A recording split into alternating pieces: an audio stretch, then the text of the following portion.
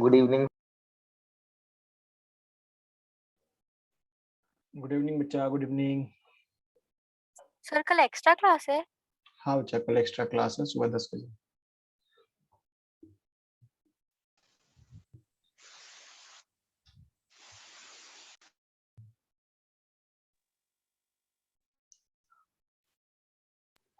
Sir कल फिर 4 classes हो जाएंगी। बच्चा हमें एक्स्ट्रा क्लास एक लेना था क्योंकि हमने आपको बोला भी था कि थोड़ा सा सिलेबस एक लेक्चर का डिफरेंस संडे को ले सकते थे। संडे को बच्चा मैंने दूसरे बैचेज ऑफलाइन क्लासेस के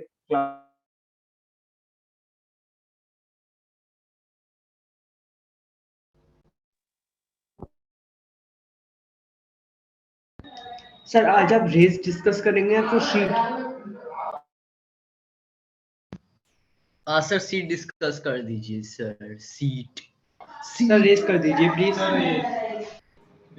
नो सर, सीट और रेस दोनों कर दीजिए। तो पढ़ाई करेंगे या नहीं? सर सीट और रेस दोनों कर दीजिए। सर आपने रेस 9 का बोला था आज।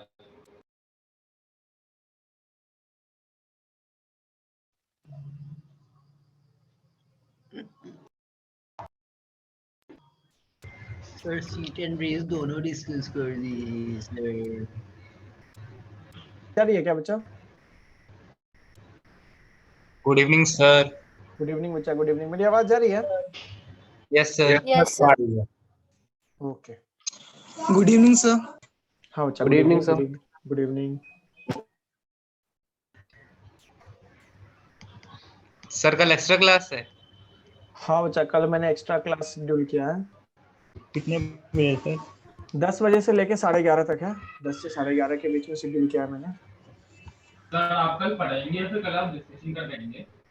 पढ़ाएंगे बच्चा, पढ़ाना अभी है क्योंकि डिस्कशन तो करना ही है, लेकिन नेक्स्ट वीक क्योंकि अपने को जो सीट खत्म करना है, मतलब अपना जो सिलेबस है वो 30 अक्टूबर तक खत्म करना है हमें जीओसी, जिसमें हमारा करीब 4 से 5 लेक्चर बचा हुआ है। तो उसके अकॉर्डिंग मैंने प्लान किया है क्लास।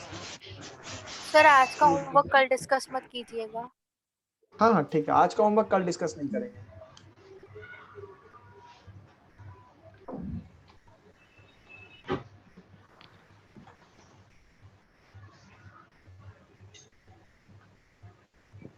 तो पहले रजिए।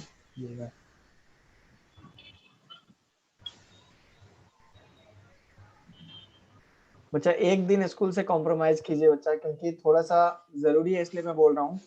ठीक है सर एडी आ रहा है क्या एसीटी? हाँ बच्चा, एडी आ रहा है क्या एसीटी में? एसीटी का सिलेबस शायद आपको मिल गया होगा ना? यस सर मिल गया है। आईयूपीएससी आ रहा है सिर्फ। आईयूपीएससी बस सर आ रहा है। उसमें सिर्फ नोमेनक्लेचर। हाँ बिल्कुल बिल्कुल सर बस आईयूपीएससी आएगा। हाँ बच्चा बिल्कुल, आईयूपीएससी उसमें सिर्फ आएगा, क्योंकि दूसरे बैचेज भी इंक्लूड है ना, तो उस बैचेज में अगर नहीं हुए हैं तो अभी सिर्फ वही आएगा।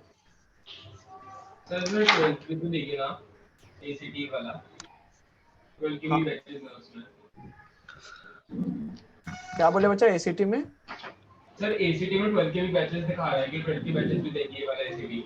हाँ मैं वही कह रहा हूँ, तो बहुत सारे बैचेज में सिर्फ अभी नोमेनक्लेचर खत्म हुआ है, तो ऑब्वियस सी बात है वहीं तक आएगी चीजें। सर 11th का सर कौन सा मंथ तक चलेगा? 11th का बच्चा चलेगा फरवरी तक। सर ये जीओसी नाम से चैप्टर सर एनसीईआरटी में सर दूसरे नाम से दे रखा है क्या? कुछ नहीं बच्चा, फर्स्ट चैप्टर जो है ना, ऑर्गेनिक बेसिक केमिस्ट्री जो प्रिंसिपल टेक्निक है, वहीं पे वो चैप्टर है, वही चैप्टर है। उसके अंदर नोमेनक्लेचर भी आ जा रहा है, जीओसी भी आ जा रहा है, सब आ जा रहा है। ठीक है, सब एनसीईआरटी का फर्स्ट चैप्टर कह रहे हो या फिर ऑर्गेनिक केमिस्ट्री का फर्स्ट? ऑर्गेनिक केमिस्ट्री का फर्स्ट चैप्टर, ऑब्वियस सी बात है, और ऑर्गेनिक केमिस्ट्री का 11th के पार्ट 2 में जब देखिएगा तो आपको मिल जाएगा। चलिए हम स्क्रीन शेयर करते हैं बच्चा, बच्चे यस सर मिल गया था। सर संडे को कोई एक्स्ट्रा क्लास नहीं ना होगा?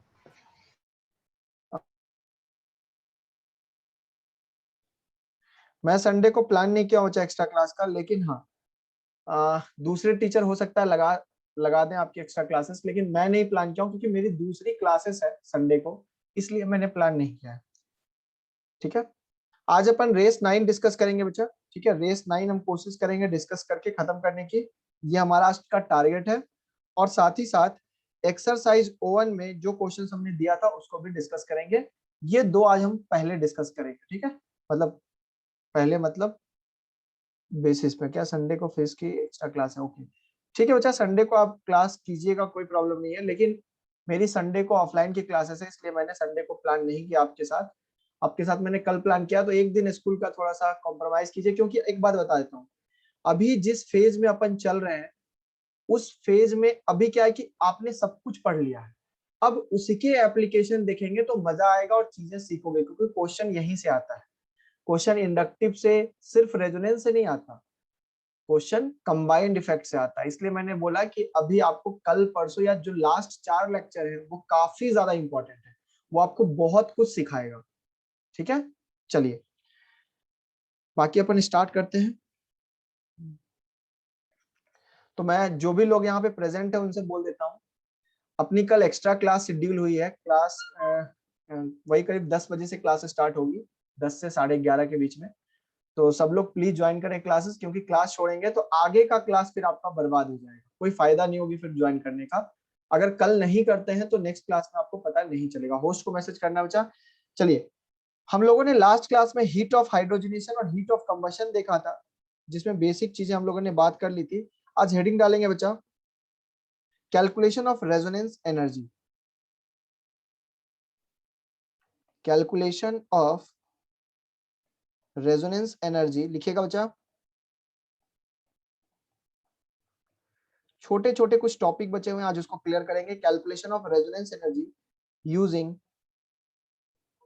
Using heat of hydrogenation data. Heat of hydrogenation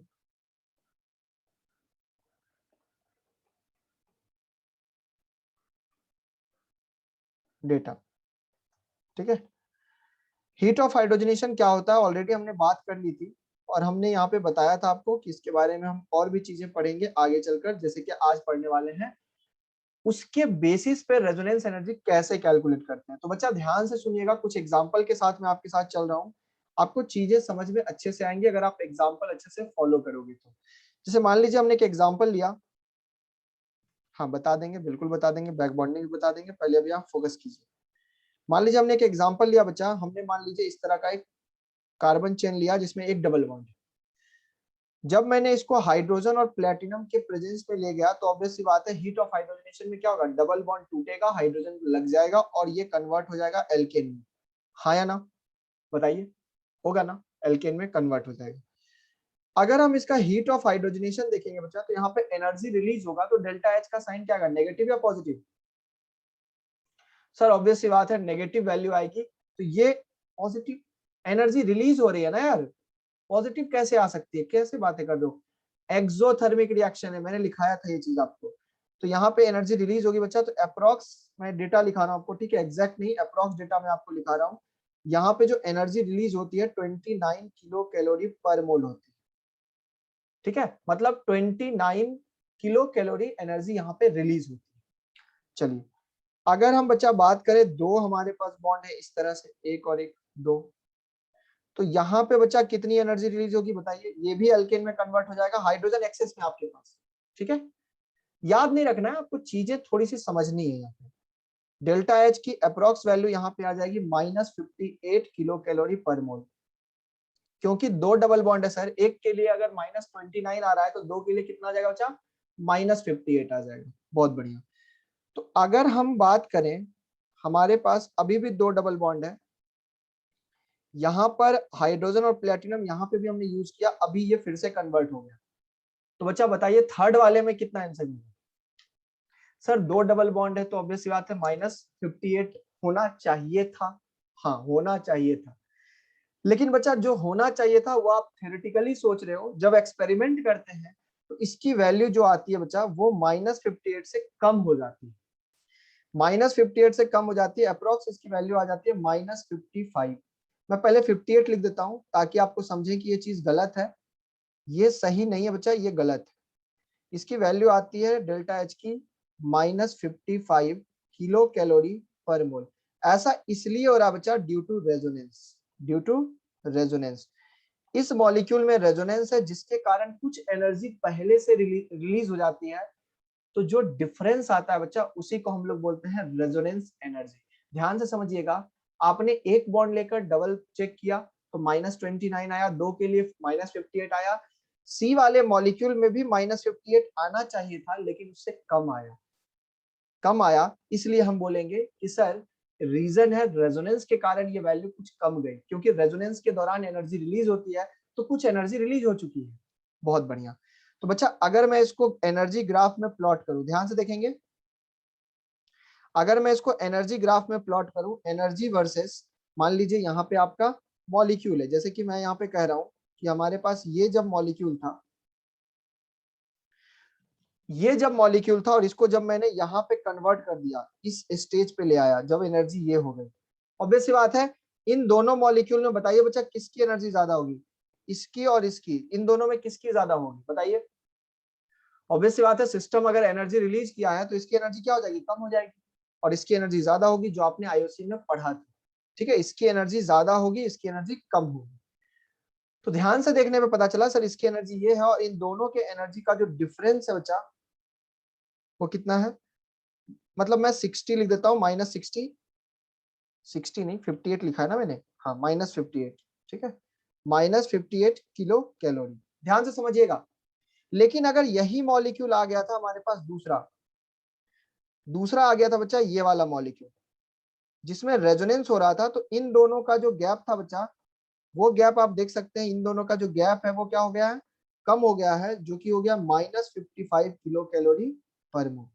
ध्यान से समझो बच्चा, वही मॉलिक्यूल है, बस रेजोनेंस के कारण इसकी एनर्जी कम हो गई, तो ये जो गैप है ना बच्चा, ये गैप ध्यान से देखेंगे, ये गैप कितने का है सर, -5 किलो कैलोरी पर मोल का है।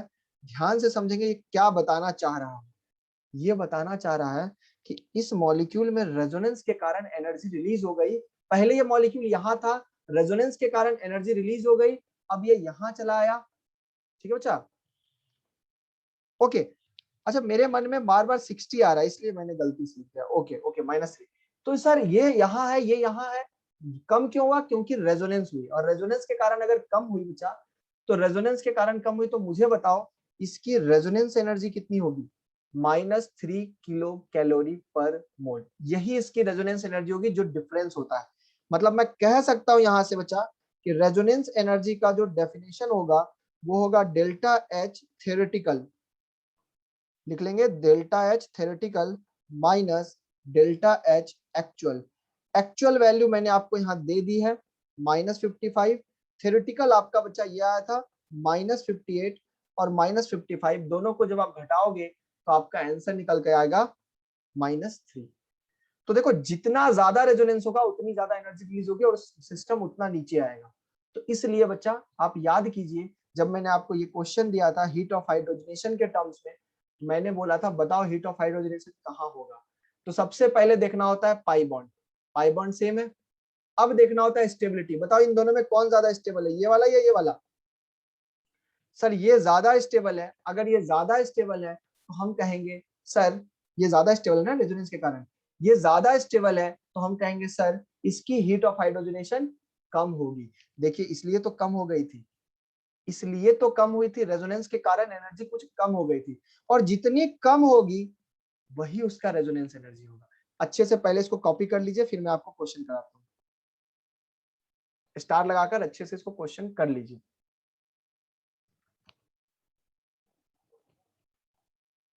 पेन चलते रहना चाहिए आपका, तो चीजें आपके लिए थोड़ी सी अच्छी रहेंगी। बैठ के लेक्चर देखने से अच्छा है कि कॉपी पेन माइंड सब एक साथ चलना चाहिए।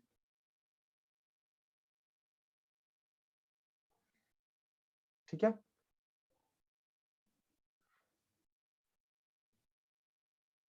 हाँ बच्चा आप ये लिखिए, मैं जो चीजें हैं मैं वो लिखाऊंगा, क्वेश्चंस के थ्रू वो करवाऊंगा, बिल्कुल परेशान नहीं होना, आप लिखिए पहले।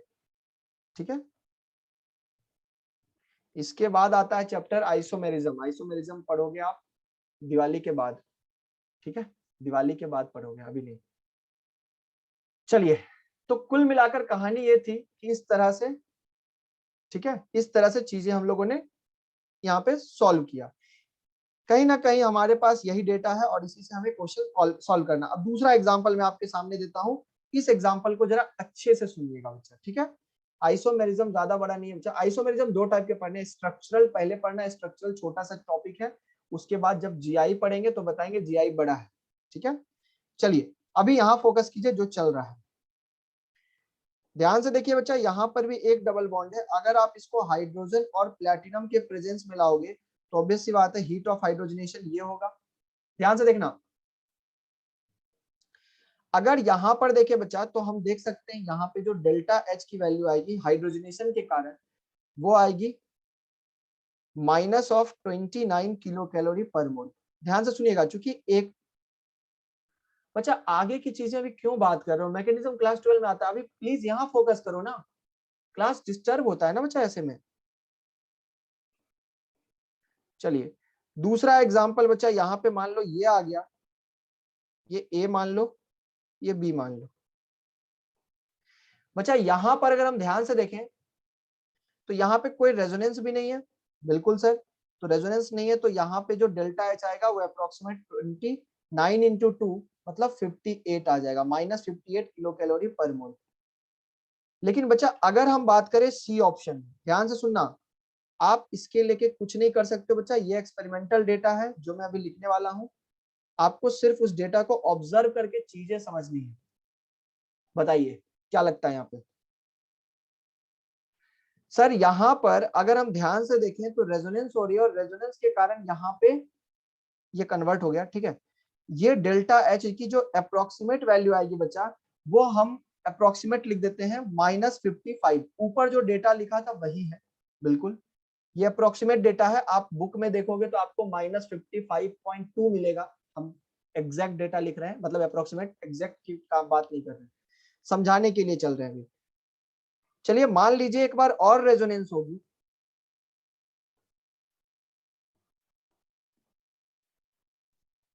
ध्यान से देखो बच्चा, ये एक्चुअल डेटा है, ये एक्चुअल डेटा है जो मैंने लिखा। थ्योरेटिकल डेटा क्या कहता है, कितना होना चाहिए था इसका, इसका होना चाहिए था 58, और हो कितना रहा है 55। तो बताओ इस मॉलिक्यूल में रेजोनेंस एनर्जी कितना है, -3 का, -3 का, ठीक है। माइनस बता रहा है कि एनर्जी रिलीज हुई, माइनस ये बता रहा है, ठीक है। चलिए अगर यहाँ पे देखे बच्चा, इसकी जो डेल्टा एच आती है बच्चा, इसकी जो डेल्टा एच एक्चुअल है ना, एक्चुअल से लिख लीजिए, डेल्टा एच एक्चुअल जो आती है वो आती है -51 किलो कैलोरी पर मोल, ठीक है। -51 की जगह बच्चा 50 कर लीजिए आप, ठीक है, क्योंकि 50.4 के आसपास आ जाता है, तो -50 कर लीजिए, ज्यादा एक्यूरेट आपको लगेगा। अप्रोक्सीमेट भी लिख रहे हैं तो आसपास लिखते हैं ना, ज्यादा क्यों डिफरेंस क्रिएट करें। अब मुझे बताइए बच्चा, अगर मैं आपसे पूछूं रेजोनेंस एनर्जी ऑफ ये मॉलिक्यूल का क्या होगा, निकाल के बताइए जरा। क्वेश्चन है, ऊपर का डेटा दिया हुआ है आपको, क्वेश्चन है कि रेजोनेंस एनर्जी ऑफ ये मॉलिक्यूल का क्या होगा। अरे बेंजीन का नहीं पूछा है मेरे भाई, सी का पूछा है, ध्यान से देखो, आपको डेटा दिया रहेगा, डेटा याद नहीं करना। तो सर अगर हम इसका डेल्टा एच थ्योरेटिकल देखें, एक बॉन्ड के लिए कितना बचा 29, दो बॉन्ड के लिए कितना होगा -58, और एक्चुअल डेटा भी आपको दे रखा है, डेल्टा एच एक्चुअल भी आपको दे रखा है जो कि है -55। मुझे बताओ रेजोनेंस एनर्जी का डेफिनेशन क्या बताया था, थ्योरेटिकल माइनस एक्चुअल। सॉल्व कर लीजिए, आंसर आपके पास आ चुका है बच्चा, -3 किलो कैलोरी पर मोल, ठीक है। पर मोल के हिसाब से अपन निकाल रहे हैं तो आप पर मोल ही लिख लीजिए, ज्यादा एक्यूरेट है। इसी तरह से अगर आपको मैंने क्वेश्चन पूछ दिया कि रेजोनेंस एनर्जी ऑफ बेंजीन क्या होगा, निकाल के बताइए जरा, रेजोनेंस एनर्जी ऑफ बेंजीन निकालिए, रेजोनेंस एनर्जी ऑफ बेंजीन निकाल के देखिए, बताइए बच्चा। सर रेजोनेंस एनर्जी की बात करें तो यहाँ 3 बॉन्ड है, तो डेल्टा एच थ्योरेटिकल की हम पहले बात कर लेते हैं, ये हो जाएगा -29 इंटू 3, कितना आ रहा है ये, -29 इंटू 3 आ जाएगा -87, ठीक है। ध्यान से देखिए बच्चा, डेल्टा एच एक्चुअल भी आपको गिवन है और एक्चुअल लिखा हुआ है -50 किलो कैलोरी पर मोल। तो बच्चा यहाँ भी किलो कैलोरी पर मोल है, ठीक है। यूनिट वगैरह का ख्याल आप अपने आप से रखें। तो रेजोनेंस एनर्जी कितना हो गया बच्चा, -87 minus of -50 is equal to -37 kilocalorie per mole. आप देख सकते हैं इसमें रेजोनेंस ज्यादा है तो रेजोनेंस एनर्जी ज्यादा आई, और ऊपर में रेजोनेंस कम है तो रेजोनेंस एनर्जी कम आई। तो क्या ऐसे क्या क्वेश्चन कर लेंगे क्या? इजी है, बिल्कुल इजी है, बिल्कुल इजी है, ठीक है। एक चीज और आप लोगों के लिए, यहां पर एक इंटरेस्टिंग चीज निकल कर आती है, देखिएगा। अगर मैं ये लिख लिया था क्या बच्चा? ठीक है, इसको लिख लीजिए, जल्दी से लिखिए। एग्जाम में क्वेश्चन कैसे आता है, वे क्वेश्चन देते हैं फिर बताते हैं कैसा आता है। पहले लिखिए बच्चा, क्वेश्चन है compare heat of hydrogenation HOH। Compare बच्चा HOH करना है आपको मैंने HOH ऑलरेडी पढ़ा रखा था, ठीक है। क्वेश्चन है बच्चा आपके पास ये रहा, ये रहा, ये रहा और ये रहा। कैसे पढ़ाया था सर? जहां पर डबल बॉन्ड ज्यादा वहां पे हीट ऑफ हाइड्रोजनेशन ज्यादा, यही बोला था ना, हाँ या ना? जहां डबल बॉन्ड ज्यादा वहां पे हीट ऑफ हाइड्रोजनेशन ज्यादा। तो सबसे ज्यादा हीट ऑफ हाइड्रोजनेशन किसका होगा, बोलिए? ऐसे देखने से लग रहा है सर 3 पाई बॉन्ड है तो इसका ज्यादा होगा, लेकिन बच्चा ठहरिए थोड़ा सा, ठहरिए थोड़ा सा। ऊपर डेटा आपको मैंने दिया है ना, ये एकमात्र क्वेश्चन है जो डेटा बेस्ड क्वेश्चन है। रीजन है कि इसमें रेजोनेंस इतना ज्यादा हो गया कि इसकी हीट ऑफ हाइड्रोजनेशन घटते घटते घटते घटते नीचे आ गई। क्यों हुआ? रेजोनेंस के कारण हुआ बच्चा। इसलिए आपको ये बहुत बड़ा स्टार लगा कर रखिए, बहुत ज्यादा इंपॉर्टेंट है। सबसे ज्यादा बी का है बच्चा, अगर मैं इसको ABCD बोल दूं तो बी का सबसे ज्यादा है। अब ध्यान से देखिए बच्चा, बी और सी में किसका ज्यादा होगा? सी में रेजोनेंस है तो रेजोनेंस ज्यादा स्टेबल है, इसलिए सी पीछे चला जाएगा। फिर आ जाएगा डी, क्योंकि डी में रेजोनेंस है, और फिर आ जाएगा ए। सर ये आंसर कहां से दे रहे हो? ऊपर का टेबल देखिए जिसमें डेल्टा एच एक्चुअल लिखा हुआ है। देखिए ये एकमात्र एक्सेप्शन है बच्चा जो आपको याद रखना है। ये क्यों होता है? रेजोनेंस एनर्जी के कारण होता है, कम हो जाता है। क्या ऐसे इससे सर अलग एग्जांपल हमें कभी एग्जाम में और मिलेगा क्या? नहीं मिलेगा। बिल्कुल परेशान मत होना, ये एकमात्र एग्जांपल है जो आपको सीट में मिलेगा। हो सकता है जेई वाले भी पूछे, और इस तरह से ध्यान रखना, ठीक है? ठीक है बच्चा। कल ये क्वेश्चन मैंने नहीं कराया था बच्चा। कल ये क्वेश्चन कहाँ कराया था? कल हमने अच्छे से देखिए तो इन दोनों में कंपेयर किया था, या फिर इन दोनों में कंपेयर किया था, या फिर इन तीनों में कंपेयर किया था। यहां तक गाड़ी सही थी, बेंजीन के साथ बस गड़बड़ी है। ध्यान से देखो, अगर ये नहीं होता तो आंसर हमारा वही आता, पहले वाला ही। बी आता पहले, इसमें रेजोनेंस है तो सी, और फिर आ जाता ए, मतलब सॉरी ए यहाँ है। डी नहीं होता तो। हाँ या ना बच्चा बोलो? गड़बड़ी कहाँ आई? बस बेंजीन में। प्लीज ये एग्जाम्पल बढ़िया से स्टार लगा लीजिए। HOH का यही ऑर्डर है, बस इतना सा ही है और इंपॉर्टेंट है। क्लियर है क्या? चलो आगे चलते हैं।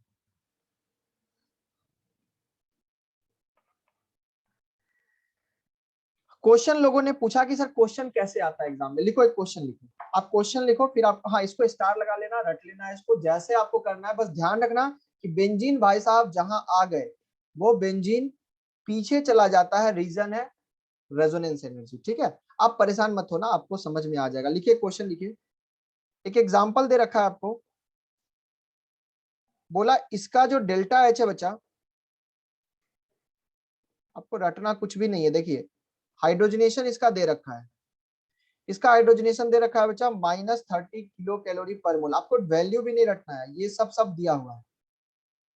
क्वेश्चन में पूछा गया है कि जब हमने ये रिएक्शन कराया, ठीक है, जब हमने ये रिएक्शन कराया बच्चा हाइड्रोजन और प्लेटिनम के प्रेजेंस में, ऑब्वियस सी बात है दोनों का प्रोडक्ट तो सेम बनेगा। देख सकते हैं हाँ सर, प्रोडक्ट सेम बनेगा। तो क्वेश्चन में पूछा गया इसका डेल्टा एच क्या होगा if resonance energy of given compound is -50 kilo calorie per मोल। बताइए बच्चा, आंसर बताइए, सोचिए, दिमाग चलाइए, खुद से आंसर आ जाएगा, और आंसर आ जाए तो बता दीजिएगा। उल्टा क्वेश्चन पूछ दिया, रेजोनेंस एनर्जी इस बार दे दिया है और आपसे डेल्टा एच पूछ रहा है। डेल्टा एच पूछ रहा है मतलब आपसे थ्योरेटिकल नहीं, एक्चुअल पूछ रहा है। ध्यान रखिएगा, डेल्टा एच जब भी पूछे तो एक्चुअल। कितना आ रहा है आंसर? -170 नहीं आएगा, गलत है। आंसर आप लोग सही से निकालो, आंसर आप लोग गलत निकाल रहे हो। माइनस प्लस कुछ नहीं आ रहा है क्या? ऐसे ही डेल्टा एच माइनस में आना चाहिए यार, ऐसे कैसे हो जाएगा?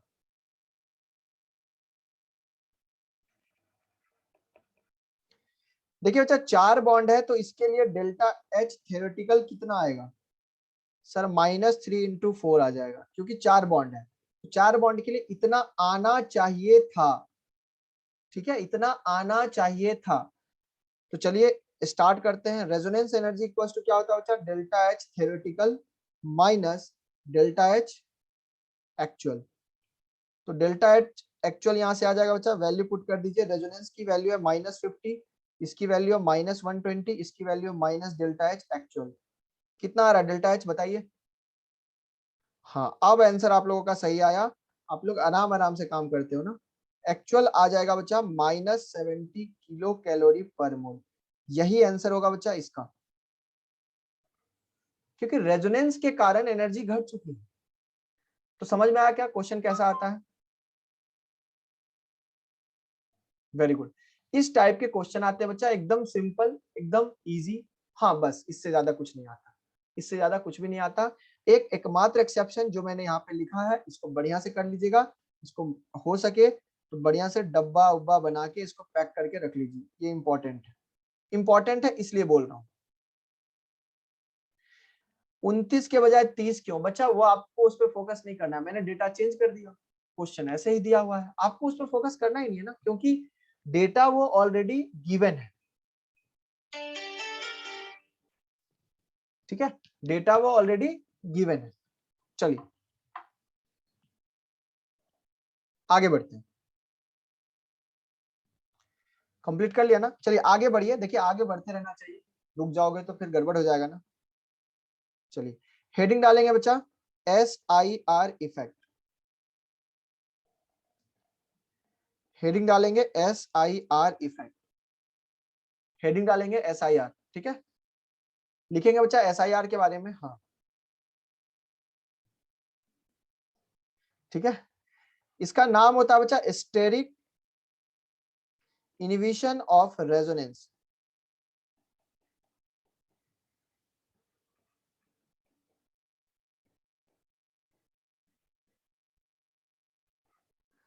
देखो बहुत इंपॉर्टेंट है और बहुत इंटरेस्टिंग भी है, बहुत इजी है, इंटरेस्टिंग। इसका यूज हम लोग आगे भरपूर करने वाले हैं, लेकिन अभी मैं आपको जस्ट एक बेसिक के तौर पे इसको बता रहा हूं। समझिएगा बच्चा SIR इफेक्ट होता क्या है। जब भी कभी बेंजीन पे, मेरी बात अभी कोई लिखेगा नहीं, प्लीज सुनेगा अभी, ठीक है? मान लीजिए बच्चा, कोई लिखेगा नहीं बच्चा, वरना समझ में कुछ नहीं आएगा। मान लीजिए बच्चा यहाँ पे कोई ट्रायंगुलर ग्रुप आ गया, जैसे ये ट्रायंगुलर का मतलब है इस शेप का ग्रुप, वाई शेप का, मतलब ऐसा आना चाहिए, मतलब sp2 आयोडाइज्ड। ठीक है, सुनिएगा, ध्यान से सुनिएगा। ये ग्रुप के रेस्पेक्ट में अगर कोई ऑर्थो पोजीशन पे ग्रुप आ गया, पहले एक बात समझिएगा, ठीक है, ध्यान से सुनिएगा, उसके बाद लिखिएगा, हम लिखाएंगे आपको एक एक करके। क्या यहाँ पे रेजोनेंस हो रहा है? यस और नो? हाँ सर रेजोनेंस हो रहा है। अगर आप ध्यान से देखिए बच्चा, तो ये देखिए, ये डबल बॉन्ड यहाँ कन्वर्ट होगा और ये डबल बॉन्ड यहाँ कन्वर्ट होगा। क्या यह रेजोनेंस कर रहा है? हाँ सर रेजोनेंस कर रहा है। क्यों कर रहा है? इसको समझिएगा बच्चा, थोड़ा फील के साथ समझिएगा। बेंजीन आपका ये है, मतलब मान लीजिए बेंजीन आपका सोया हुआ है। ये जो बेंजीन है आपके सरफेस पे सोया हुआ है, तो कार्बन कहाँ? यहाँ है। ऑक्सीजन कहाँ? यहाँ है। OH कहाँ? यहाँ है। सब एक मॉलिक्यूल एक प्लेन में है।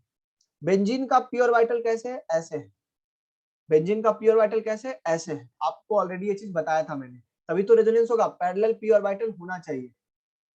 अच्छा, कार्बन के पास भी पी ऑर्बिटल है और ऑक्सीजन के पास भी, क्योंकि इसका भी पी ऑर्बिटल क्या बचा, एक प्लेन में है। ध्यान से समझने की कोशिश कीजिएगा इस तरह से, इसलिए रेजोनेंस हो रहा है।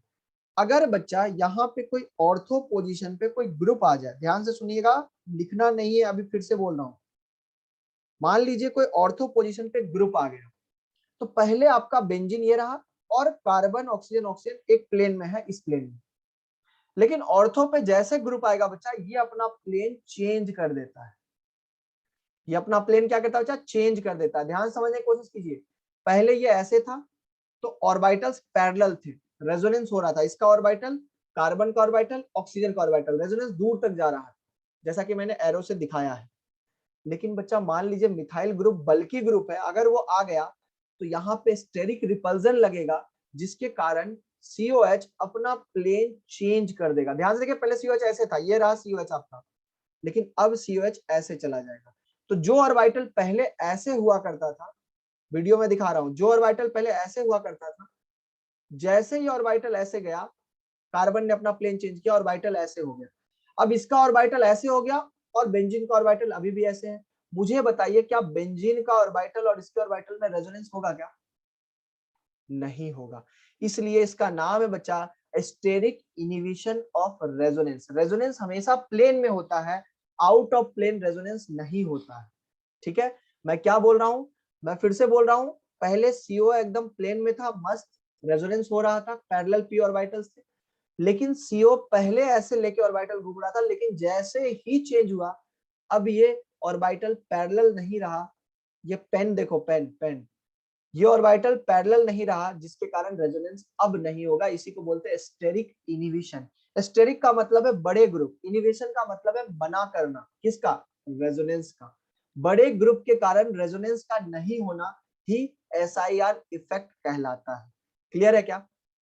अभी लिखाएंगे, एक एक करके लिखाएंगे। मतलब मैं यहाँ पे कहना ये चाह रहा हूं कि अब ये ग्रुप दूसरे प्लेन में पहुंच चुका है, अब यहाँ पे रेजोनेंस नहीं होगा। मैं कहूंगा यहाँ SIR होगा, जिसके कारण यहाँ पे नो रेजोनेंस, नो रेजोनेंस। अच्छा सर, ये कहाँ कहाँ होगा?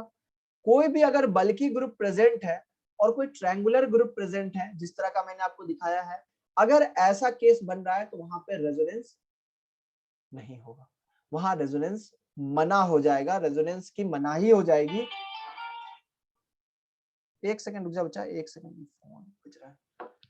ठीक है, चलिए अभी मैं आपको लिखाना स्टार्ट करता हूं, आप लिखना स्टार्ट करें, फिर आपको मैं एक्सप्लेन करूंगा कि क्या है एक्चुअल में रेजोनेंस। लिखेंगे बच्चा इसके बारे में, लिखिए, ये एग्जांपल नोट डाउन कर लीजिए। हाँ, एग्जांपल नोट डाउन कर लीजिए, दिखा दीजिए कि इसमें रेजोनेंस हो रहा है और इसमें एक्सटेंट ऑफ रेजोनेंस कम हो गया और नो रेजोनेंस, या फिर आप ये भी बोल सकते हो कि एक्सटेंट ऑफ रेजोनेंस कम हो गया, एक्सटेंट ऑफ रेजोनेंस काफी कम हो गया।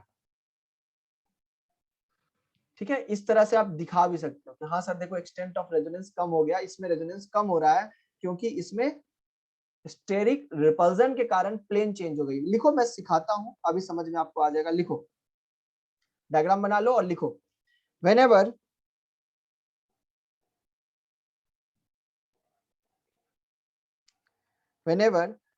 bulky group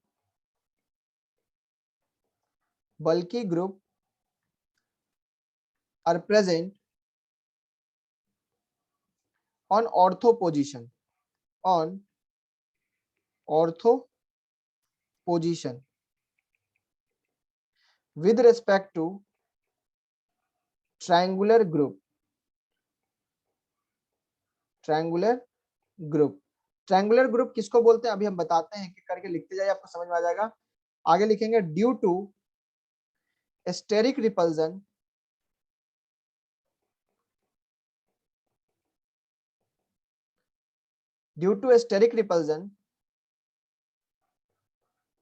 triangular group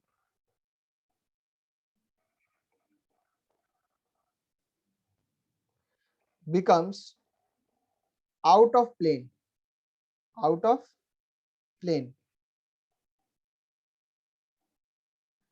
becomes out of plane, hence extent of resonance decreases. Hence extent of resonance decreases.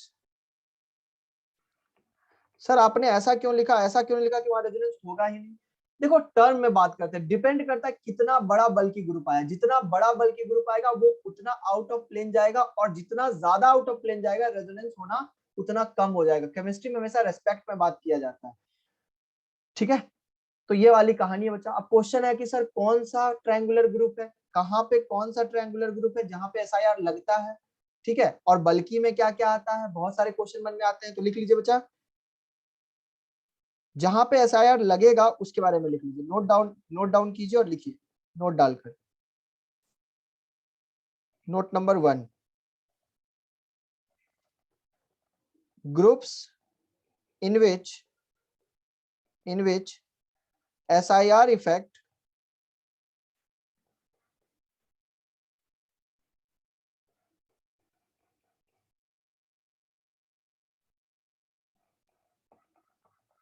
takes place, ठीक है। कौन कौन से ऐसे ग्रुप्स हैं, ध्यान से देखिए बच्चा। ट्रायंगुलर ग्रुप का मतलब क्या है, जैसे COH, ये एक ट्रायंगुलर ग्रुप है। अगर ये इसके रेस्पेक्ट में बेंजीन पे ऑर्थो ग्रुप पे कुछ लगा हुआ है, सपोज कीजिए यहाँ ऑर्थो पे कुछ लगा दिया, तो यहाँ पे क्या होगा, एसआईआर लगेगा। सीधी सी बात है, यहाँ पे रेजोनेंस कम हो जाएगा। ऐसे कितने ग्रुप हैं सर, जैसे यहाँ पे COH है, वैसे ही बच्चा यहाँ पे ये भी हो सकता है। देखिए ये भी एक ट्रायंगुलर ग्रुप है, एल्डिहाइड, आप देख सकते हैं एल्डिहाइड भी एक ट्रायंगुलर ग्रुप है, ये भी आउट ऑफ प्लेन चला जाएगा, यहाँ भी एसआईआर लगेगा। उसी तरह बच्चा मान लीजिए ये वाला ग्रुप आ गया कीटोन, या ये मान लीजिए, ठीक है, एस्टर, ठीक है, एस्टर, तो यहाँ पर भी क्या होगा, एसआईआर लगेगा कब, जब बल्कि ग्रुप पे प्रेजेंट होगा। बल्कि ग्रुप का मतलब methyl, ethyl, chlorine, bromine, iodine, बड़े बड़े ग्रुप जिसका स्टेरिक रिपल्जन लगता है, बिल्कुल जो आप पढ़ के आए हो ऑलरेडी। ऐसे और कोई ग्रुप है क्या सर, बिल्कुल बच्चा है। ऐसा ही ग्रुप नाइट्रो ग्रुप में भी है जहां एसआईआर इफेक्ट लगता है। ऐसा ही ग्रुप और है जहां एसआईआर इफेक्ट लगता है, जैसे NMe2। NMe2 ध्यान से देखिए बच्चा, यहां पर भी क्या हो रहा है, नाइट्रोजन का लोन पेयर रेजोनेंस में है, लेकिन एसआईआर के कारण रेजोनेंस की अमाउंट घट जाएगी, ठीक है। क्या ऐसा और भी है क्या, बिल्कुल बच्चा, ऐसे करके आप बहुत सारे ग्रुप खुद ही प्रोड्यूस कर सकते हो। जैसे कार्बन पे 2 मिथाइल ग्रुप और पॉजिटिव चार्ज, तो ये पॉजिटिव चार्ज रेजोनेंस में नहीं पार्टिसिपेट कर पाएगा क्योंकि ऑर्बिटल चेंज कर लिया अपना प्लेन को। तो यहाँ पर भी बच्चा एसआईआर है। इन सब केसेस में एसआईआर लगेगा। आई रिपीट, इस ग्रुप को देखिए, ऐसे ग्रुप दिख गए तो यहाँ पे एसआईआर लगेगा, आपको समझ में आ जाएगा, मुझे पता है। नोट नंबर 2 लिखिए, कहाँ पे एसआईआर नहीं लगता है। हाँ बस काफी है, काफी है, इतना काफी है, इतना पढ़ा दिया ना आपको, काफी है, इससे ज्यादा आपको नहीं। ट्रायंगुलर ग्रुप में ही लगेगा, बिल्कुल ट्रायंगुलर ग्रुप में इसलिए बचा क्योंकि पहले वो ऐसा शेप में था, वाई शेप में, जब वो अपना प्लेन चेंज करेगा तो कोई ना कोई, और मतलब सारे के सारे ऑर्बिटल दूसरे प्लेन में चले गए तो रेजोनेंस नहीं होगा, इसलिए ट्रायंगुलर ग्रुप। लिखिए कहाँ पे लिखिए नहीं होता है, लिखिए पहले। ऐसा नहीं है बच्चा, CS3 की जगह दूसरा भी लिख सकते हो आप। CS3 एक एग्जांपल दिया है मैंने, ये ग्रुप कुछ भी हो सकता है, ये ग्रुप कुछ भी हो सकता है, ठीक है। अभी लिखो तो मैं आपको समझा रहा हूं यार, लिखो, लोग परेशान मत हो बच्चा, पहले लिखा करो, लिखो।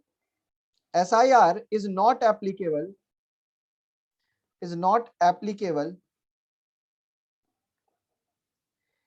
on a smaller group। Smaller group पे कभी भी SIR एप्लीकेबल नहीं होता है। कौन से वो स्मॉलर ग्रुप है, जैसे हाइड्रोजन, ड्यूटेरियम, ट्रीटियम। ध्यान से देखेंगे NH2 में भी SIR एप्लीकेबल नहीं होता, ऑल्दो NH2 जो है आपका क्या है, ट्रायंगुलर ग्रुप है। ध्यान से देखें NH2 का भी स्ट्रक्चर ऐसा आता है, ठीक है, NO2 के जैसा, लेकिन इसमें एप्लीकेबल नहीं है क्योंकि इसकी साइज छोटी है, ठीक है। ऐसा ही एक और ग्रुप है जिसका नाम है OH, ठीक है, इसमें एप्लीकेबल बिल्कुल भी नहीं है SIR क्योंकि इसकी साइज छोटी छोटी है, इसमें प्लेन रिपल्जन वगैरह डोमिनेट नहीं करता, ये चीज आप ध्यान रखेंगे। तीसरा, SIR is also not applicable on linear group, on linear group.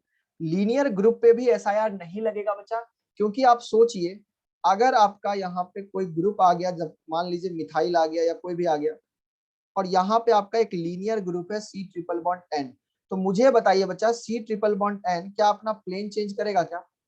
और एक लीनियर है, वो मान लीजिए पेन है इस पे, तो इस पे रिपल्जन लगेगा तो ये कहाँ जाएगा? ये भाई साहब तो लीनियर है ना, ये थोड़ी अपना प्लेन घुमाएगा, ये तो यहीं पड़ा रहेगा क्योंकि 180 डिग्री एंगल है। ये तो घूम सकता है लेकिन अपना प्लेन कैसे चेंज कर सकता है?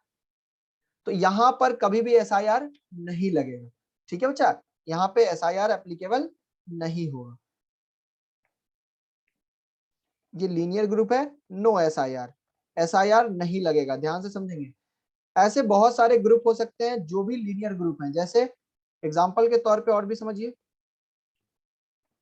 जैसे C ट्रिपल बॉन्ड CH, यहां पर भी बच्चा SIR नहीं लगेगा। ध्यान से देखें, SIR पॉसिबल ही नहीं है यहाँ पे। क्यों पॉसिबल नहीं है? ऑलरेडी हम इसके बारे में बात कर चुके हैं, क्योंकि यहाँ पे लीनियर ग्रुप है, तो लीनियर ग्रुप कभी भी अपना प्लेन चेंज नहीं करेंगे। ठीक है, लिख लीजिए नो SIR। ये सब कुछ केसेस है जहां पे SIR एप्लीकेबल नहीं होता है। और सबसे last point, SIR is also not applicable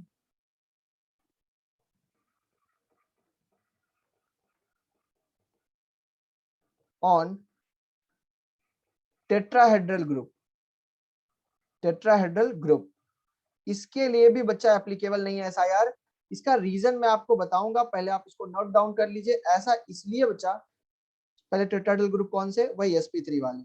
जैसे आप देख सकते हैं ये sp3 है, यहाँ पर SIR एप्लीकेबल नहीं है। ठीक है, यहाँ पे SIR एप्लीकेबल नहीं है। अगर टेट्राहेड्रल, मैं फिर से बोल रहा हूँ, आपको बस इतना ध्यान रखना है, टेट्राहेड्रल पे एप्लीकेबल नहीं है। किस पे एप्लीकेबल है? ट्रायंगुलर पे एप्लीकेबल है। ट्रायंगुलर पे कौन से? NO2, NMe2, COH, COH, aldehyde, ester, ketone, यही सब।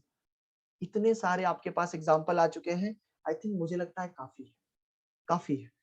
सर इस पे क्यों नहीं लगता है? थोड़ा टाइम के बाद बताएंगे, अभी टाइम बिना वेस्ट किए हुए थोड़ा सा आगे बढ़ते हैं, क्योंकि वो जरूरी है। देखो मैं बता दूंगा, मैं बता दूंगा, बस इतना समझो कि नहीं लगता है।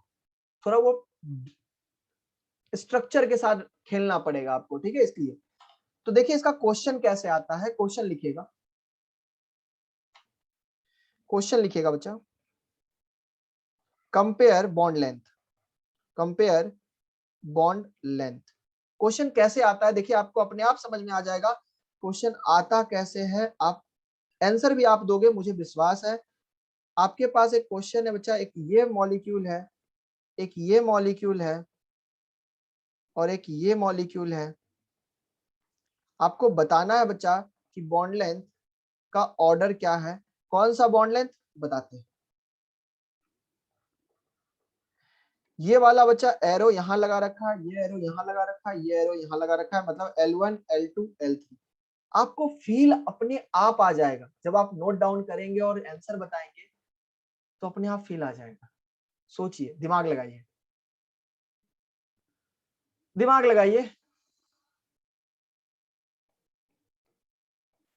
दिमाग लगाना तो मांगता है बच्चा। ठीक है, दिमाग लगाना तो मांगता है, ये तो आपकी रिस्पॉन्सिबिलिटी है कि दिमाग आप लगाओगे।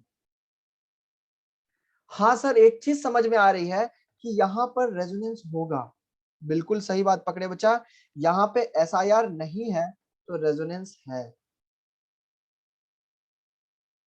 ठीक है, रेजोनेंस है तो वो सिंगल बॉन्ड डबल बॉन्ड की तरफ कन्वर्ट हो रहा है जब हम उसका रेजोनेटिंग स्ट्रक्चर बना रहे हैं। बिल्कुल सही पकड़े हो बच्चा। आगे अगर देखो तो क्या यहाँ पे SIR है क्या?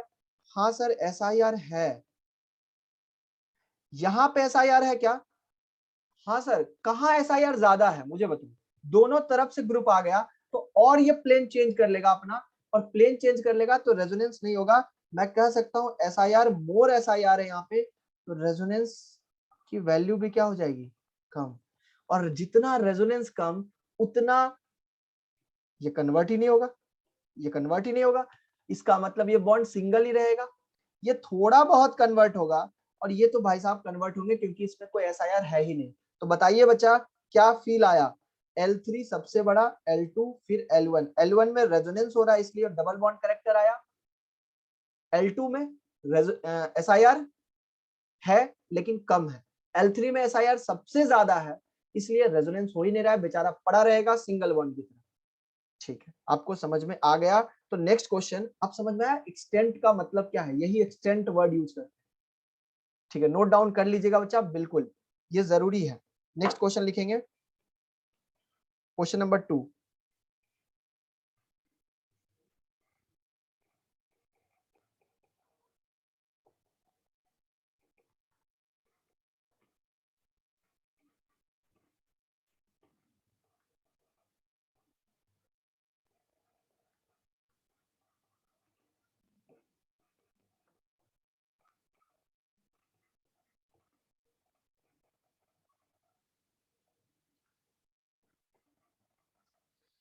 देखते हैं कितने लोग दिमाग लगाते हैं। L1, L2 और L3 CN बॉन्ड कंपेयर करना है। सोचिए सोचिए, दिमाग लगाइए, समझ में आ जाएगा, आपका वेलकम है, बिल्कुल आप कर सकते हैं। चलिए सर, यहाँ लोन पेयर है, ये रेजोनेंस करेगा क्या? थर्ड वाले में SIR है क्या? NH2 के रेस्पेक्ट में SIR नहीं लगता है, ये बताया था मैंने आपको। आपको लगेगा कि लगता है, लेकिन NH2 छोटा ग्रुप है, इसलिए SIR नहीं लगेगा। अगर SIR नहीं लगेगा तो हम कहेंगे सर यहाँ पे रेजोनेंस धड़ल्ले से होगा, रेजोनेंस खूब होगा। बहुत अच्छा, यहाँ SIR सबसे ज्यादा है तो रेजोनेंस तो होगा ही नहीं या बहुत कम होगा। यहाँ पे SIR है यहाँ भी है, लेकिन उसके कंपैरिजन में थोड़ा सा कम है। तो बच्चा कहाँ पे रेजोनेंस सबसे ज्यादा हो रहा है? थर्ड वाले में, इसलिए L3 सबसे छोटा हो जाएगा क्योंकि डबल बॉन्ड कैरेक्टर ज्यादा। फिर आएगा L2 और फिर आएगा L1, फिर आएगा L2। हाँ, ऑर्डर मैंने उल्टा लिख दिया। समझ में आया क्वेश्चन कैसा आता है? अरे कर लोगे क्या ऐसे क्वेश्चन? चलो, अगर आप कर लोगे तो आपका नेक्स्ट क्वेश्चन आपके स्क्रीन पे आ चुका है। NO2 है, यहाँ इथाइल है, यहाँ इथाइल है और यहाँ पे NO2 है, मार्क किया हुआ यहाँ पे L1 L2। बताइए, आंसर बताइए। L1 L2 question note down जरूर करेंगे बच्चा, आंसर बताइए। सर ऊपर वाले पार्ट में ऑर्थो ग्रुप पे ग्रुप बड़े बड़े लगे हुए हैं, उसको रिपेल करेगा, धक्का देगा। इसका मतलब सर ये बड़े ग्रुप है तो यहाँ SIR लगेगा। SIR इस मॉलिक्यूल पे लगेगा, ठीक है, इथाइल पे SIR नहीं लगता, इस पे लगेगा, ट्रायंगुलर ग्रुप पे, ठीक है। तो SIR यहाँ लगेगा और यहाँ SIR नहीं लगेगा, तो यहाँ रेजोनेंस होगी और रेजोनेंस होगी तो बॉन्ड लेंथ यहाँ पे कम हो जाएगा। क्लियर है क्या? बहुत बढ़िया, बहुत लोगों का आंसर आ चुका है और बहुत सही से लोग कर रहे हैं, ये मुझे बहुत अच्छा लगता है। अगर आप सही से कर रहे हैं तो नेक्स्ट क्वेश्चन आपके लिए आ गया है NO2Br और NO2I2।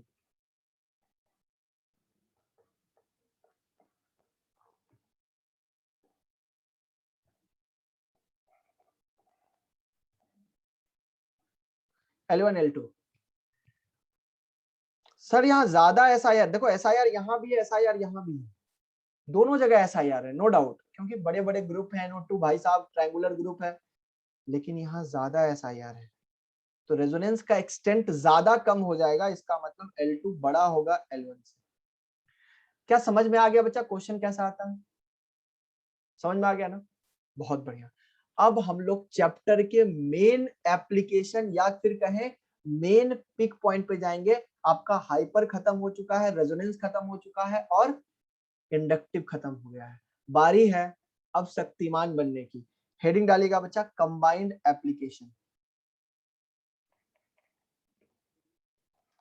हेडिंग डालिएगा बच्चा कंबाइंड एप्लीकेशन। कंबाइंड एप्लीकेशन का मतलब समझो। अच्छा एक सेकेंड, मैंने आपको रिवर्स हाइपर कॉन्जुगेशन बताया था क्या? एक सेकंड रुक जाइए, रिवर्स हाइपर कॉन्जुगेशन बताया था क्या? नहीं बताया था, ओके कोई बात नहीं, अभी बताए थे। हेडिंग डाल दीजिएगा बच्चा छोटा सा, एक चीज छूट गया था, हाँ मैंने ध्यान नहीं दिया, अभी याद आया मुझे कि रिवर्स हाइपर कॉन्जुगेशन नहीं बताया।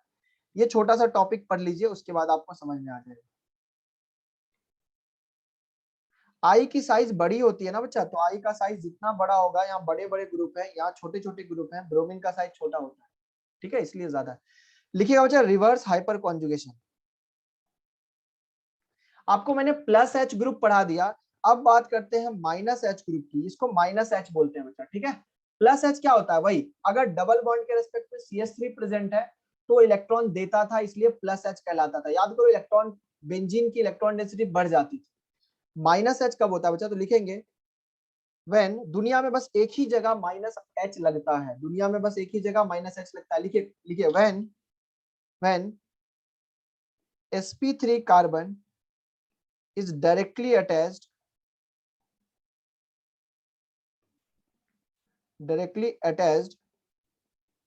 with carbon double bond carbon and sp3 carbon contains at least one CCl bond, at least one CCl bond, then reverse hyperconjugation takes place. Reverse hyperconjugation takes place. दुनिया में बस एक ही जगह बच्चा reverse हाइपरकॉन्जुगेशन लगता है। एकदम छोटू सा टॉपिक है, फुद्दू सा टॉपिक। देखो कैसे, ध्यान से देखो, ये देखो, मान लो मैंने यहाँ पे CCl3 लगा दिया, ध्यान से देखना बच्चा, और यहाँ पे मैंने लगा दिया बच्चा C डबल बॉन्ड C, ठीक है, C डबल बॉन्ड C। ध्यान से देखिएगा, क्या हमारा कंडीशन फुलफिल है? sp3 हाइब्रिडाइज्ड कार्बन है, उसके बगल में C डबल बॉन्ड C है और इस पे CCl बॉन्ड है, बिल्कुल है। दिख रहा है क्या? अरे जो डेफिनेशन लिखा है उसके कारण सब फुलफिल है ना? हाँ सर, एटलीस्ट 1 CCl लिखा है, यहाँ तो 3 CCl बॉन्ड है।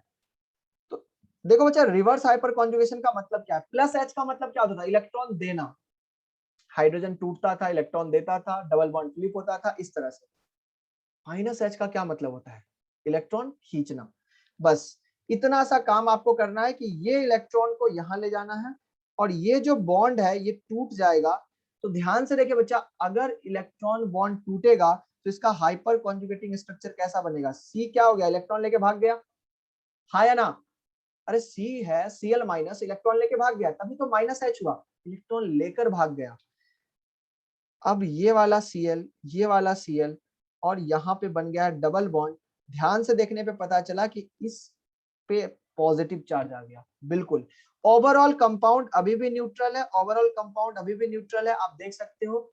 इसको बोलते हैं रिवर्स हाइपर कॉन्जुगेशन या माइनस एच। एक ही जगह दुनिया में लगता है जब CCl बॉन्ड प्रेजेंट हो डबल बॉन्ड के रेस्पेक्ट में, C डबल बॉन्ड C, ठीक है। अदरवाइज कहीं भी आपको लगाने की जरूरत नहीं है। बताइए बच्चा, दूसरा हाइपर कॉन्जुगेटिंग स्ट्रक्चर इसका क्या बन जाएगा? क्या ये वाला Cl निकल के भाग जाएगा? एग्जैक्टली वैसे ही जैसे पढ़ाया था। इसका तीसरा हाइपर कॉन्जुगेटिंग स्ट्रक्चर कैसा बन जाएगा? नीचे वाला Cl लेके भाग जाएगा इलेक्ट्रॉन और ये 2 Cl लग जाएंगे, तो यहां पे बन जाएगा डबल बॉन्ड, ये आ जाएगा आपका CH2 प्लस। ध्यान से देखें अगर हम, तो हमको समझ में आ चुका है सर कि इसका हाइब्रिड कैसा बनेगा। हाँ सर, ये तो पुराना वाला ही जैसा है, बिल्कुल। हाइब्रिड कैसा बनेगा बच्चा? देखो, ये कार्बन है, ये कार्बन है, ये कार्बन है, ठीक है। ध्यान से देखना, Cl के बीच में कभी बॉन्ड है और कभी नहीं है। ध्यान से देखो, कभी बॉन्ड है और कभी नहीं है, मतलब सिंगल बॉन्ड करेक्ट। यहां पर सिंगल बॉन्ड हमेशा है, देख सकते हो आप। यहाँ पे कभी सिंगल कभी डबल, तो डबल बॉन्ड करेक्टर। यहाँ पे कभी सिंगल कभी डबल, तो डबल बॉन्ड करेक्टर। और गौर से देखने पे पता चला इस हाइड्रोजन पे तो कोई फर्क ही नहीं पड़ रहा है, ये हाइड्रोजन तो ऐसे पड़ा हुआ है H2 वाला, ठीक है। और यहाँ पर भी जो एक हाइड्रोजन है वो भी पड़ा हुआ है, उस पर कोई फर्क ही नहीं पड़ा है। कुल मिलाकर मुझे बता बच्चा, क्लोरीन पे डेल्टा नेगेटिव और इस पे डेल्टा पॉजिटिव, ये हमारा हाइपर कॉन्जुगेटिंग स्ट्रक्चर्स का हाइब्रिड बन चुका है। इसका मतलब बहुत क्लियर है कि जहां पे CCl3 दिखे वहां पे माइनस एच, मतलब इलेक्ट्रॉन खींच रहा है, इलेक्ट्रॉन खींच रहा है। अच्छे से कॉपी कर लीजिए इसको। हाँ, ये बताना जरूरी था, सिलेबस में यही है और इसके अलावा कुछ भी नहीं है। आप बिल्कुल भी परेशान ना हो, जैसे -m -h बहुत होता था, बाकी सब में +h चिपका दे। क्या +h सब में नहीं बच्चा, इन केस ऑफ CH3 या CD3 आपको मैंने बताया है, जहां अल्फा H हो, ठीक है। चलो अब सुनना बच्चा, मेरा क्वेश्चन है compare electron density in benzene ring. Benzene ring में इलेक्ट्रॉन डेंसिटी कंपेयर करना है। अपना कॉमन सेंस तैयार रखिएगा, ठीक है।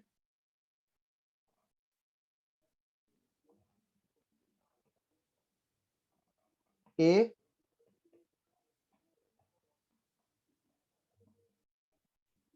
B, C,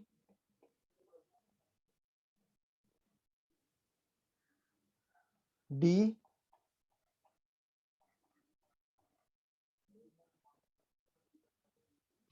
बताइए बच्चा ऑर्डर क्या आएगा? ऑर्डर क्या आएगा सोचिए, इलेक्ट्रॉन डेंसिटी कहां ज्यादा होगा? पहले वाले में कौन सा इफेक्ट लगेगा? अरे CH3 है डबल बॉन्ड के साथ तो +H लगेगा, और +H कितने अल्फा हाइड्रोजन के साथ? 3 अल्फा हाइड्रोजन के साथ। दूसरे वाले में भी +H लगेगा लेकिन 2 अल्फा हाइड्रोजन के साथ। क्लियर है क्या? हाँ सर। C वाले में कोई इफेक्ट ही नहीं है। D वाले में क्या लगेगा बच्चा? अभी बताया था, डबल बॉन्ड के रेस्पेक्ट में अगर हम देखें, क्योंकि यहां पर भी देखें, अगर आप डबल बॉन्ड के रेस्पेक्ट में आपको दिखेगा CCl3 बॉन्ड। देखो ये देखो, ये देखो डबल बॉन्ड वाले कार्बन पे CCl, इसका मतलब यहाँ -H लगेगा, इलेक्ट्रॉन खींचने का काम होगा, उल्टा काम होगा। तो बताइए ऑर्डर क्या आएगा? सी में तो रेजोनेंस है ना, हाँ रेजोनेंस है, लेकिन उस पर कोई बाहर से कोई ग्रुप है क्या? नहीं है, तो उसकी क्या बात करें। इलेक्ट्रॉन डेंसिटी सबसे ज्यादा ए में है, उसके बाद बी में, उसके बाद सी में, और सबसे कम डी में, क्योंकि डी में इलेक्ट्रॉन निकालने का काम हो रहा है, इलेक्ट्रॉन देने का काम नहीं हो रहा है। क्लियर है क्या बच्चा? बस इतने छोटे छोटे एप्लीकेशन अगर माइंड में रहेंगे ना, तो आप ऑर्गेनिक के किंग बन जाओगे। ध्यान रखना, इंटरेस्टिंग है ऑर्गेनिक, बस थोड़ी बहुत चीजें हमें पता होना चाहिए, कंसेप्ट कहाँ अप्लाई करना है। हेडिंग डालेंगे बच्चा कंबाइंड इफेक्ट या कंबाइंड एप्लीकेशन, लिखेंगे कंबाइंड एप्लीकेशन।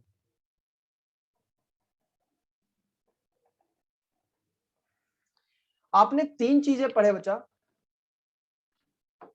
ठीक है, आपने 3 चीजें पढ़ा back to back, inductive, hyper, resonance, ठीक है। अब मैं आपको बताना चाह रहा हूं कि शक्तिमान कौन है, शक्तिमान कौन है, किसको देखना है पहले, कैसे चलेगी गाड़ी हमारी, तो देखेंगे। आपके लिए मैं एक ट्रिक लाया हूं, AER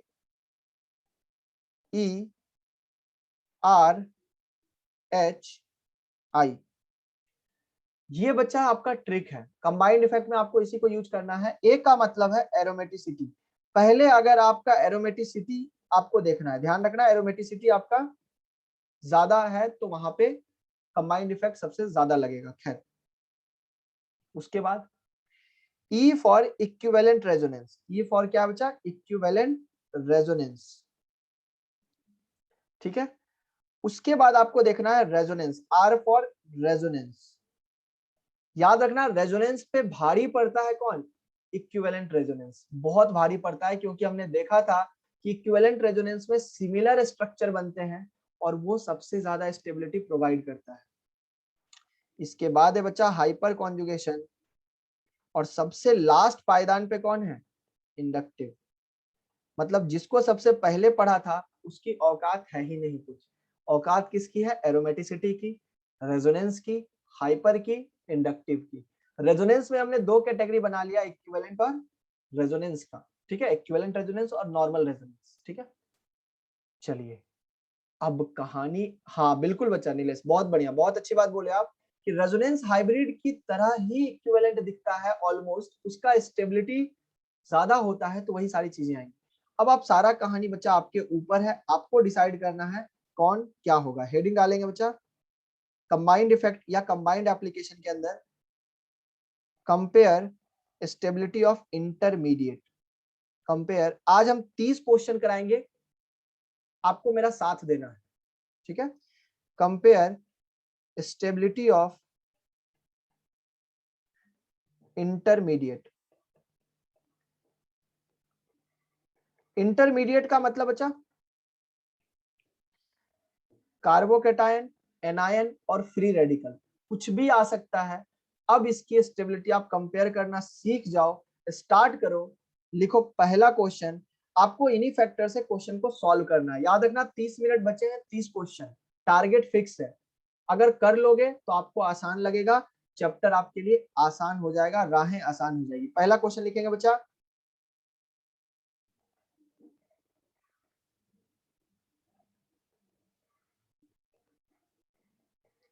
पहला क्वेश्चन दिमाग लगाइए।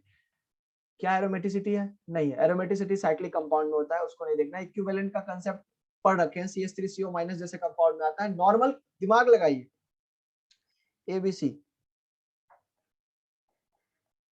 क्या लगता है? पढ़ा रखा है ऐसा तो? हाँ सर, इसमें रेजोनेंस हो रहा है, इसमें रेजोनेंस नहीं हो रहा है, लेकिन इसमें हाइपर हो रहा है। ध्यान से देखेंगे, हाइपर हो रहा है कितने अल्फा हाइड्रोजन के साथ? 2 अल्फा हाइड्रोजन के साथ। इसमें क्या हो रहा है? अल्फा 6 अल्फा हाइड्रोजन के साथ। बताइए कौन जीतेगा? बताइए कौन जीतेगा? सर ऑब्वियस सी बात है, रेजोनेंस जीतेगा। ए की स्टेबिलिटी सबसे ज्यादा होगी, फिर सी आएगा, फिर बी आएगा।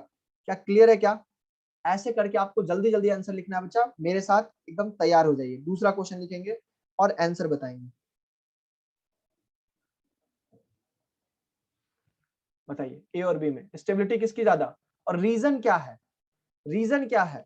सर रेजोनेंस पहले में भी, रेजोनेंस दूसरे में भी। बहुत बढ़िया सर, ये एरोमेटिक कंपाउंड है। अगर एरोमेटिक कंपाउंड है तो रेजोनेंस पे भारी पड़ता है एरोमेटिक, इसलिए इसकी स्टेबिलिटी ज्यादा होगी। बहुत बढ़िया बच्चा, वेरी गुड। रेजोनेंस इसमें भी है, रेजोनेंस उसमें भी है, लेकिन इसमें एरोमेटिसिटी है। थर्ड क्वेश्चन आपके लिए स्क्रीन पे आ रहा है बच्चा।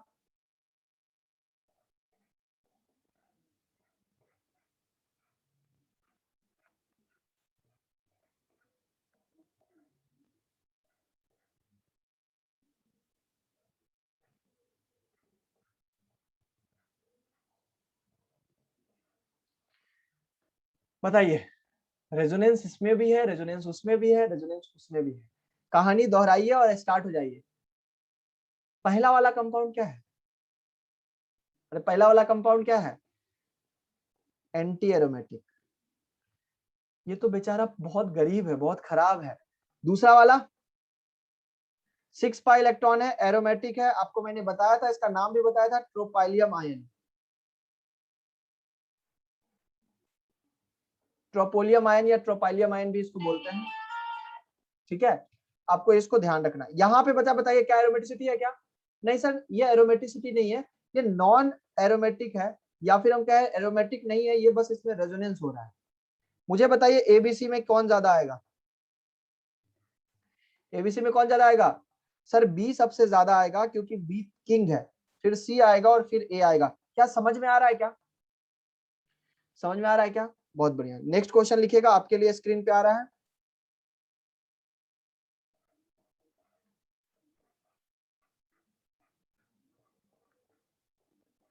आंसर बताइए, आंसर बताइए। सर ये वाला क्यों?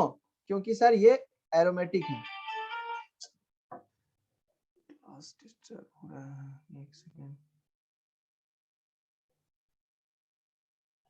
एक सेकंड बच्चा रुक जाइए। वेरी गुड, ठीक है, आगे बढ़ते हैं, आगे बढ़ते हैं, ठीक है। नंबर 5, नंबर 5 क्वेश्चन आपके लिए आ रहा है बच्चा। दिमाग लगाना है, दिमाग दौड़ाना है। CH2+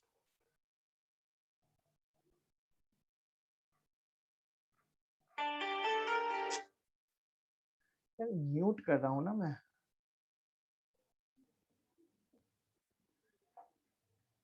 एक सेकंड बच्चा, थोड़ा सा डिस्टरबेंस, कॉल बार बार आ रही है, ठीक है।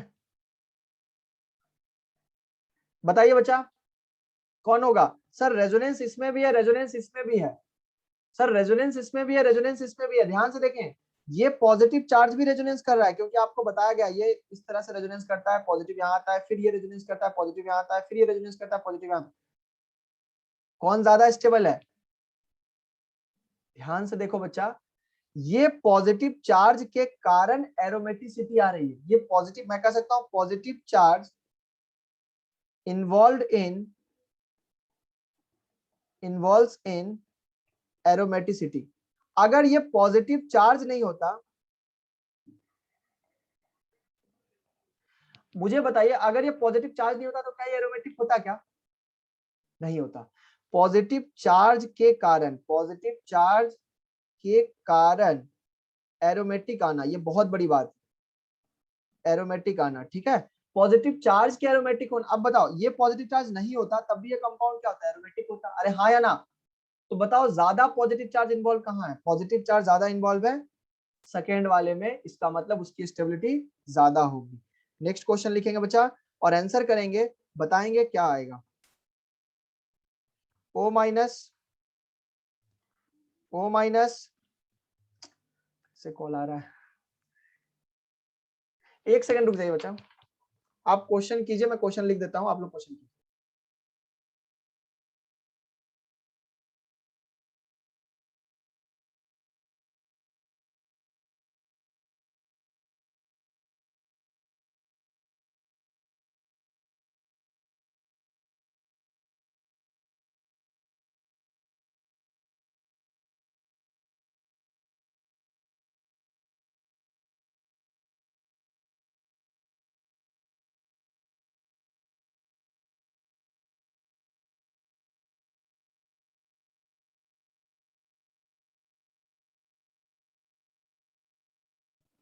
चलिए बच्चा कीजिए, स्टार्ट कीजिए जल्दी से। क्वेश्चन नंबर 6 की तरफ चलते हैं, एबीसीडी मान लीजिए इसको। ठीक है, क्वेश्चन नंबर 6 की तरफ चलते हैं, इसको एबीसीडी मान लीजिए। ध्यान से देखिए बच्चा, पहले में कोई रेजोनेंस नहीं है, पहले में सिर्फ और सिर्फ क्या है? Plus I effect. ध्यान से देखिए, O माइनस पे जो पूरा का पूरा मिथाइल कार्बन चेन है वो प्लस आई लगा रहा है, दूसरे वाले में रेजोनेंस है। मुझे बताइए तीसरे वाले में क्या है? उसमें भी रेजोनेंस है, इक्विवेलेंट रेजोनेंस है, क्योंकि उसका रेजोनेटिंग स्ट्रक्चर वैसा ही बनेगा। तो मैं कहूंगा सी और डी में इक्विवेलेंट रेजोनेंस है। ज्यादा कहां रेजोनेंस है, सी या डी में? सी में कम है, डी में ज्यादा बार इक्विवेलेंट है। बिल्कुल सही बात है, इसका मतलब डी सबसे ज्यादा स्टेबल होगा बच्चा। फिर आएगा आपका सी। अब ए और बी में कौन होगा? ए और बी में कौन होगा? सर बी तो रेजोनेंस हो रहा है, ए तो बर्बाद हो रहा है, क्योंकि वहां प्लस आई लग रहा है। क्या ऐसा क्वेश्चन कर पा रहे हैं बच्चा? चलिए कर पा रहे हैं तो नेक्स्ट क्वेश्चन नंबर 7 लिखिएगा और अब स्टार्ट हो जाइए। O पे नेगेटिव चार्ज है और CH3CO माइनस पे नेगेटिव चार्ज है, बताइए कौन ज्यादा स्टेबल होगा? डी और सी समझा दे बच्चा। सी में अगर देखें तो कम रेजोनेंस वहां भी है, रेजोनेंस यहाँ भी है, दोनों में इक्विवेलेंट है, लेकिन यहाँ पर बस एक ही बार इक्विवेलेंट रेजोनेंस हो रहा है, जबकि यहाँ पे इसके साथ भी कर सकता है और इसके साथ भी कर सकता है। ज्यादा इक्विवेलेंट, ज्यादा स्ट्रक्चर्स बनेंगे। इसमें बताइए बच्चा ए और बी में। सर ये इक्विवेलेंट रेजोनेंस का केस है, ये नॉर्मल रेजोनेंस का केस है। रेजोनेंस यहाँ भी हो रहा है, रेजोनेंस यहाँ भी हो रहा है, यहाँ ज्यादा अच्छा रेजोनेंस हो रहा है, क्योंकि आपने पढ़ाया था इक्विवेलेंट होता है CH3CO माइनस के अंदर, क्योंकि इसका स्ट्रक्चर एक जैसा बनेगा। चलिए नेक्स्ट क्वेश्चन आपके लिए स्क्रीन पे आ रहा है, क्वेश्चन नंबर 8। हम लोग एकदम टाइम पे चल रहे हैं। ये रहा आपका फ्री रेडिकल, ये रहा आपका फ्री रेडिकल, ये रहा आपका फ्री रेडिकल, बताइए स्टेबिलिटी।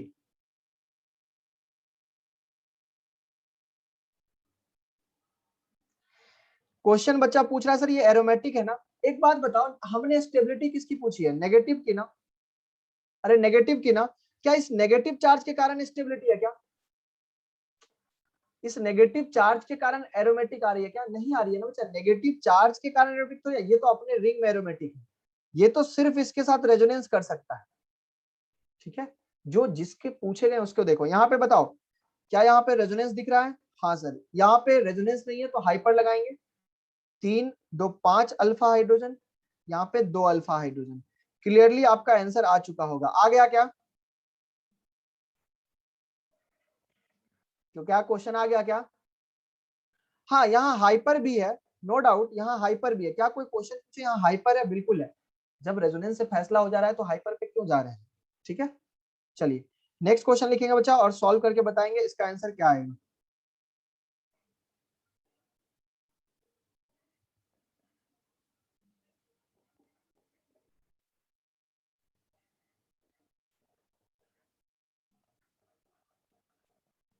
बताइए, क्या रेजोनेंस है? नहीं है। क्या हाइपर है? नहीं है। कुछ भी नहीं है तो अब किसकी कहानी आएगी? किसकी गाड़ी बढ़ेगी? बोलो, किसकी गाड़ी बढ़ेगी? इंडक्टिव इफेक्ट की। ये पूरे ग्रुप का इफेक्ट क्या होता है? Minus I effect. ये ग्रुप भी माइनस आई लगा रहा है। मुझे बताओ माइनस आई ज्यादा कहां लग रहा है? अरे माइनस आई ज्यादा कहां लग रहा है? फर्स्ट वाले में। फर्स्ट वाले में डिस्टेंस क्लोज है तो माइनस आई ज्यादा लग रहा है। तो नेगेटिव चार्ज पे माइनस आई लगना अच्छी बात या बुरी बात? अच्छी बात। ठीक है बच्चा, अच्छी बात। चलो बहुत अच्छा। एक क्वेश्चन और कर लो, जल्दी से आंसर बता दो। यहाँ नेगेटिव चार्ज है, यहाँ नेगेटिव चार्ज है,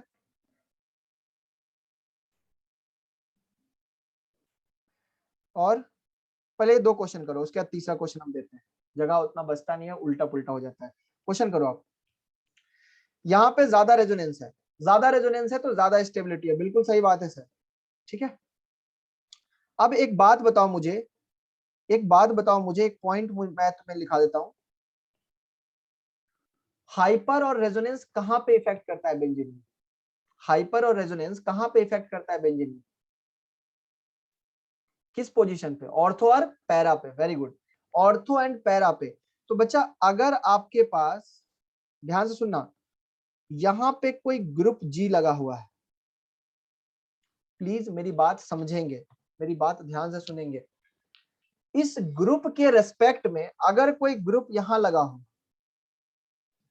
तो बताओ इस ग्रुप के कारण, क्योंकि इसके रेस्पेक्ट में तो ऑर्थो पोजीशन पे है ये वाला, तो यहां पर कौन कौन सा इफेक्ट लगेगा? रेजोनेंस भी लगेगा, हाइपर भी लगेगा और इंडक्टिव भी लगेगा। मैंने बता रखा है ऑर्थो पोजीशन पे तीनों लगता है। इंडक्टिव तो डिस्टेंस पे है। मुझे बताइए यहां पे कौन कौन सा इफेक्ट लगेगा? क्या रेजोनेंस लगेगा? क्या नहीं लग सकता रेजोनेंस, यहां सिर्फ इंडक्टिव लगेगा, क्योंकि रेजोनेंस लग ही नहीं सकता। पढ़ाया सर आपने, क्योंकि जब हाइब्रिड बनता है तो उस पर कुछ आता ही नहीं है।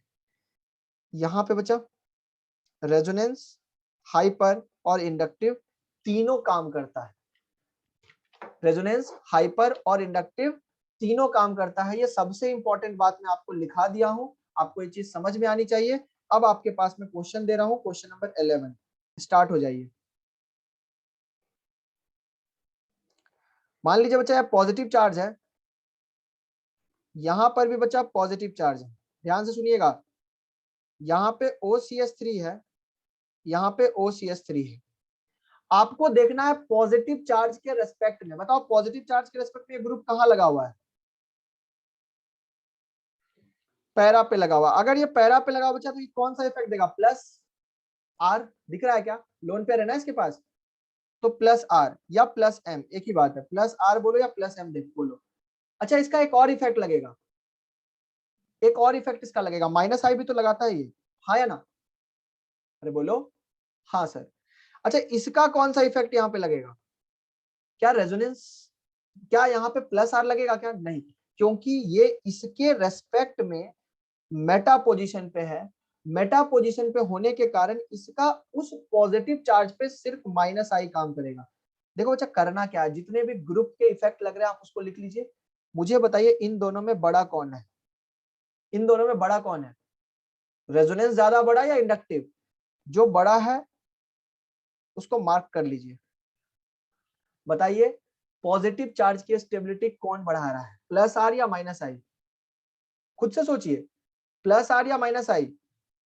सर प्लस आर, क्योंकि प्लस आर रेजोनेंस ज्यादा है इफेक्ट। ठीक है, चलिए आपको समझ में आ गया तो नेक्स्ट क्वेश्चन आपके लिए आ रहा है, थोड़ा फास्ट वे में क्वेश्चन कीजिए। यहाँ पॉजिटिव है, यहाँ NO2 है,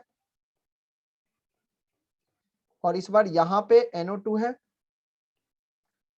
और इस बार यहाँ पे OH है। चलिए बताइए, सोचिए। क्वेश्चन नंबर 11 बच्चा बोल रहा है रिपीट करने के लिए। हाँ सुनिएगा बच्चा, इसके रेस्पेक्ट में ये ग्रुप पैरा पोजीशन पे, अगर पैरा पे है तो इसका प्लस आर भी लग रहा है और माइनस आई तो लगेगा ही लगेगा, क्योंकि इस ग्रुप का माइनस आई बता रखा है पहले ही। ये group lone pair containing group है, रेजोनेंस में तो है लेकिन इसके रेस्पेक्ट में मेटा पोजीशन पे, तो मेटा पे सिर्फ और सिर्फ इंडक्टिव काम करता है और रेजोनेंस काम नहीं करता है। तो जब हम प्लस आर और माइनस आई का कंपैरिजन किए तो ऑब्वियस सी बात है प्लस आर इलेक्ट्रॉन दे रहा है, तो प्लस को इलेक्ट्रॉन चाहिए, ये इलेक्ट्रॉन देने का काम कर रहा है, ज्यादा इलेक्ट्रॉन दे रहा है इसलिए ज्यादा स्टेबल है। नेक्स्ट क्वेश्चन बताइए, इसी तरह से सोचिए। NO2 किस पोजीशन पे है? पैरा। पैरा पे कौन सा इफेक्ट लगेगा? माइनस एम, NO2 का माइनस लगेगा, ठीक है बच्चा। अच्छा यहाँ पे माइनस आई भी तो लगेगा सर, बिल्कुल माइनस आई भी लगेगा और माइनस एम भी लगेगा, दोनों में बड़ा कौन है? Minus M. जो बड़ा है ना उसको मार्क करके रख लीजिए। बताइए NO2 में यहाँ पे क्या होगा? सिर्फ माइनस आई, और O के पास लोन पेयर है तो इलेक्ट्रॉन देगा, बिल्कुल, तो प्लस एम, क्योंकि पैरा पोजीशन पे। मुझे बताइए कैटायन को स्टेबल कौन कर रहा है? प्लस एम वाला, माइनस एम वाला या माइनस आई वाला? कैटायन को स्टेबल प्लस एम वाला कर रहा है भाई मेरे, माइनस एम इलेक्ट्रॉन निकाल रहा है। कुछ भी बोल रहे हो, अरे माइनस का मतलब इलेक्ट्रॉन खींचना और प्लस का मतलब इलेक्ट्रॉन देना, बता रखा है ये सब चीज।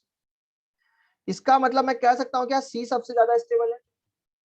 हाँ, प्लस एम वाला उसको स्टेबलाइज करा है। याद रखो ना, प्लस की मदद प्लस वाला करेगा। अब मुझे बताओ बी, ए और बी में क्या होगा? ए और बी में, ए और बी में बच्चा अगर हम देखें, एक माइनस एम है और एक माइनस आई है, दोनों प्लस बर्बाद हो रहा है। ज्यादा प्लस कहाँ बर्बाद हो रहा है? ए वाले में ज्यादा बर्बाद हो रहा है, तो ए वाला सबसे पीछे आ जाएगा और बी वाला यहाँ आ जाएगा। ऑर्डर आपको समझ में आया क्या? ये बर्बाद दोनों हो रहे हैं, ज्यादा बर्बाद कौन हो रहा है? ए वाला ज्यादा बर्बाद हो रहा है क्योंकि उसमें माइनस एम का इफेक्ट लग रहा है। बहुत बढ़िया। अगर आपको समझ में आ गया है या नहीं भी आया है तो आप नेक्स्ट क्वेश्चन करने के लिए तैयार रहिए, क्योंकि जितना क्वेश्चन कीजिएगा आपको उतना अच्छा चीज समझ में आएगा।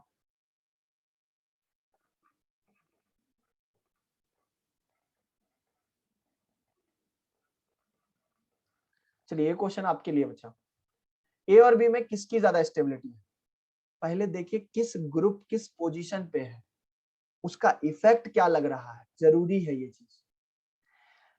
सर पहले वाले में देखा तो ये मेटा पे है, मेटा पे कौन सा इफेक्ट लगता है? इंडक्टिव। बोलो प्लस आई या माइनस आई?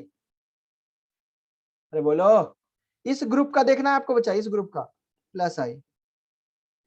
अच्छा यहाँ पे ये ऑर्थो पोजीशन पे है, तो इस ग्रुप का क्या इफेक्ट लगेगा बच्चा? बेंजीन जब CH3 पे होता है तो कौन सा इफेक्ट लगता है? Plus H। वेरी गुड, बहुत बढ़िया, प्लस H लगता है। हाइपर कॉन्जुगेशन कितने अल्फा हाइड्रोजन से लग रहा है? 3 अल्फा हाइड्रोजन से लग रहा है। बताओ प्लस H ज्यादा स्टेबल कर रहा है या प्लस आई? बहुत बढ़िया। नेक्स्ट क्वेश्चन आपके लिए स्क्रीन पे आ रहा है। आई थिंक आप अब समझने के उद्देश्य में आ चुके हो, मूड में आ चुके हो। अब क्वेश्चन लिखना स्टार्ट करते जाएं। कंसेप्ट आपको मैंने समझा दिया।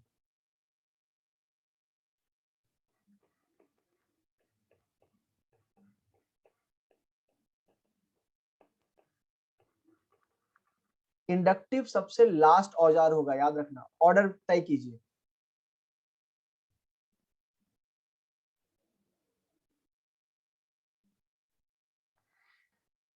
ठीक है बच्चा, जिनको डाउट है रखिए बच्चा, मैं लास्ट में दूंगा टाइम आपको, आप कहीं जा थोड़ी रहे हो, टाइम दूंगा। हाँ डिस्कशन होगा आज, जो लोग पूछ रहे डिस्कशन नहीं होगा, डिस्कशन होगा, ठीक है।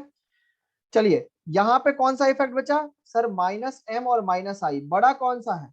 Minus M. Minus M polar pi bond है, जूम करके देखो ना NO2 को, पोलर पाई बॉन्ड दिखेगा। यहाँ पे लोन पेयर दिखेगा, बोलो प्लस एम और माइनस आई, यही लगता है ना OH का, प्लस एम भी लगता है। और अब रटना नहीं है, इसको समझना है, कार्बन चेन नहीं है तो माइनस आई होगा ना। लास्ट वाले में कौन सा इफेक्ट लगेगा? बोलो, लास्ट वाले में लगेगा प्लस H और प्लस आई। बताओ दोनों में स्टेप ज्यादा कौन है, मजबूत कौन है? ये वाला। इन दोनों में ये वाला। जो पहले बड़ा है उससे फैसला करो, छोटे वाले से फैसला नहीं करना है, ठीक है।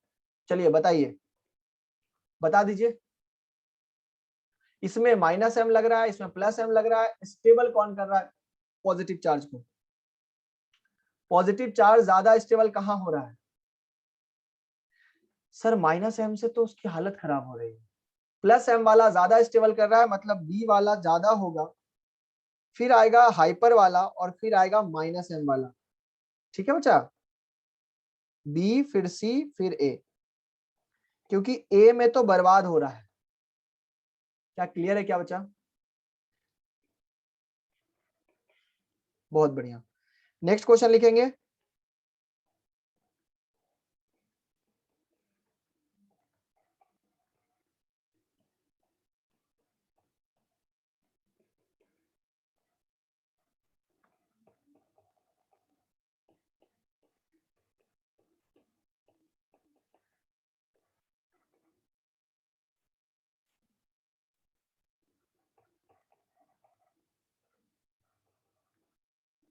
बताइए बच्चा, स्टेबिलिटी ABC।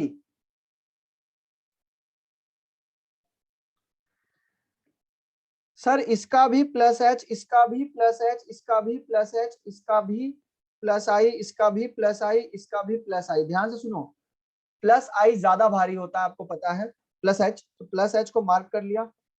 अब मुझे बताओ ये +H कितने अल्फा हाइड्रोजन से कर रहा है? Sir 3 alpha hydrogen. ये कितने अल्फा हाइड्रोजन से कर रहा है बच्चा? ऑब्वियस सी बात है, जो कार्बन लगा हुआ है उसी को देखेंगे, 2 अल्फा हाइड्रोजन। ये कितने से कर रहा है? 1 अल्फा हाइड्रोजन।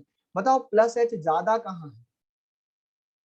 सर ज्यादा यहाँ है, तो ज्यादा हाइपर कॉन्जुगेशन वहां है, तो ज्यादा है तो ऑर्डर भी आएगा। क्या सही है क्या? आंसर लिखते जाएंगे, जल्दबाजी में गलती ना करेंगे, ठीक है? लिखते जाएं। नंबर 16।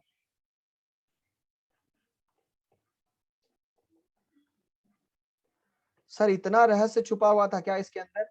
बिल्कुल बच्चा, इतना रहस्य छुपा हुआ था। चलिए नेक्स्ट क्वेश्चन आपके लिए स्क्रीन पे आ चुका है, आंसर बताइए। कोई बात नहीं, आंसर बताइए। यहां पे बच्चा हम देखें ABC ऑप्शन है, क्या +H लगेगा क्या? नहीं। ऑर्थो मेटा पोजीशन पे है, तो सिर्फ इंडक्टिव फैसला करेगा। तो इसका भी +I, इसका भी +I, इसका भी +I। बताइए बच्चा, इंडक्टिव में +I किसका ज्यादा होता है? पढ़ा रखा है सर, B में मैक्स होगा, क्योंकि ट्रिटियम का आपने बताया था इंडक्टिव ज्यादा होता है। अगर इसकी इंडक्टिव ज्यादा है तो B की स्टेबिलिटी सबसे ज्यादा है, क्योंकि +I का मतलब इलेक्ट्रॉन दे रहा है। तो B फिर C फिर A। चलो बहुत बढ़िया बच्चा, आप लोग बहुत अच्छे से कर रहे हो, आंसर भी दे रहे हो। होप सो आप कॉपी पे लिख भी रहे होगे, ठीक है? CH3 है,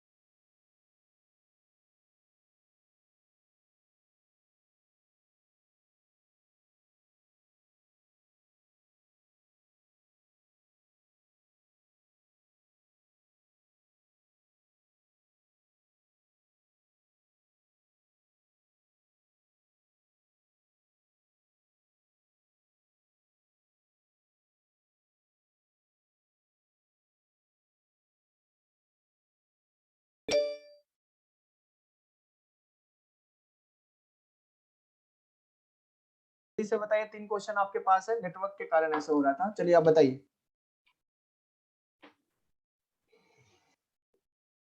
सर यहाँ पे फैसला इसका +H भी लगेगा, +I भी लगेगा, +H भी लगेगा, +I भी लगेगा, +H भी लगेगा, +I से लगेगा, लेकिन फैसला कौन करेगा? +H। ध्यान से देखें बच्चा, +H बड़ा होता है। सर 3 अल्फा हाइड्रोजन से +H, 3 अल्फा ड्यूटेरियम से +H, 3 अल्फा ट्रिटियम से +H, कहाँ ज्यादा +H है? ऑब्वियस सी बात है, हाइड्रोजन का +H ज्यादा होता है। तो आंसर आपका आ चुका होगा बच्चा, A then B then C। ठीक है, बहुत बढ़िया। नेक्स्ट क्वेश्चन लिखेंगे, और मुझे विश्वास है ये क्वेश्चन अब आप सही करेंगे, क्योंकि अब आप उस लेवल पे पहुंच चुके हैं। CH3 यहाँ पे प्लस चार्ज है, यहाँ पे CH3 और यहाँ पे प्लस चार्ज है, यहाँ पे CH3। चलिए बच्चा बता दीजिए क्या हो रहा है, बता दीजिए। हाँ सर, यहाँ पे प्लस H लगेगा और प्लस I लगेगा, बिल्कुल सही बात है, प्लस H बड़ा इफेक्ट होता है। सर यहाँ पे सिर्फ प्लस I लगेगा, यहाँ पे प्लस H और प्लस I लगेगा। ध्यान से देखो बच्चा, आप आंसर देने के कैपेबल हो यहाँ पे बिल्कुल। मुझे बताइए कि प्लस H कितने अल्फा हाइड्रोजन से, 3 अल्फा हाइड्रोजन से, 3 अल्फा हाइड्रोजन से, 3 अल्फा हाइड्रोजन से लिख लिया यहाँ पे, ठीक है। सर ए और बी और सी में तो इतना समझ में आ रहा है कि बी सबसे पीछे होगा, इतना तो सबको क्लियर होगा। ए और सी में कैसे फैसला करें बताओ? जब प्लस H से कंपैरिजन ना हो तो किसके पास जाएंगे? इंडक्टिव के पास। बताइए प्लस I किसका ज्यादा है, सामने से CH3 वाला या दूर से CH3 वाला? ए में ज्यादा है, हम देखें तो प्लस I यहाँ पे ज्यादा बचा क्योंकि पास है। ध्यान से देखो, डिस्टेंस बताया था ना, डिस्टेंस पे घटता है, तो इसलिए बच्चा ए वाले में प्लस I ज्यादा होगा। इसलिए बच्चा हम लोगों ने फैसला किससे किया? प्लस I से किया। जब प्लस H बराबर हो गया तब। क्लियर है क्या? अब आप कॉपी पलट के कभी देखना, आपको टाइम मिले तो कॉपी पलट के देखना कभी टाइम मिले तो, कि जितना आपको मैंने प्लस I वाला कराया था पहले वो इसी पोजीशन पे कराया था, मेटा पोजीशन पे। देखना जितने एग्जांपल मैंने आपको दिए थे ना इंडक्टिव में, देखना जितने एग्जांपल मैंने दिए थे वो सिर्फ किसके दिए थे? मेटा वाले। ऑर्थो और पैरा वाले आपको दिए ही नहीं थे क्योंकि मैं वहां पे गेम खेल गया था। ठीक है, चलिए बहुत बढ़िया। क्वेश्चन नंबर 19 लिखेंगे और सॉल्व करना स्टार्ट करेंगे।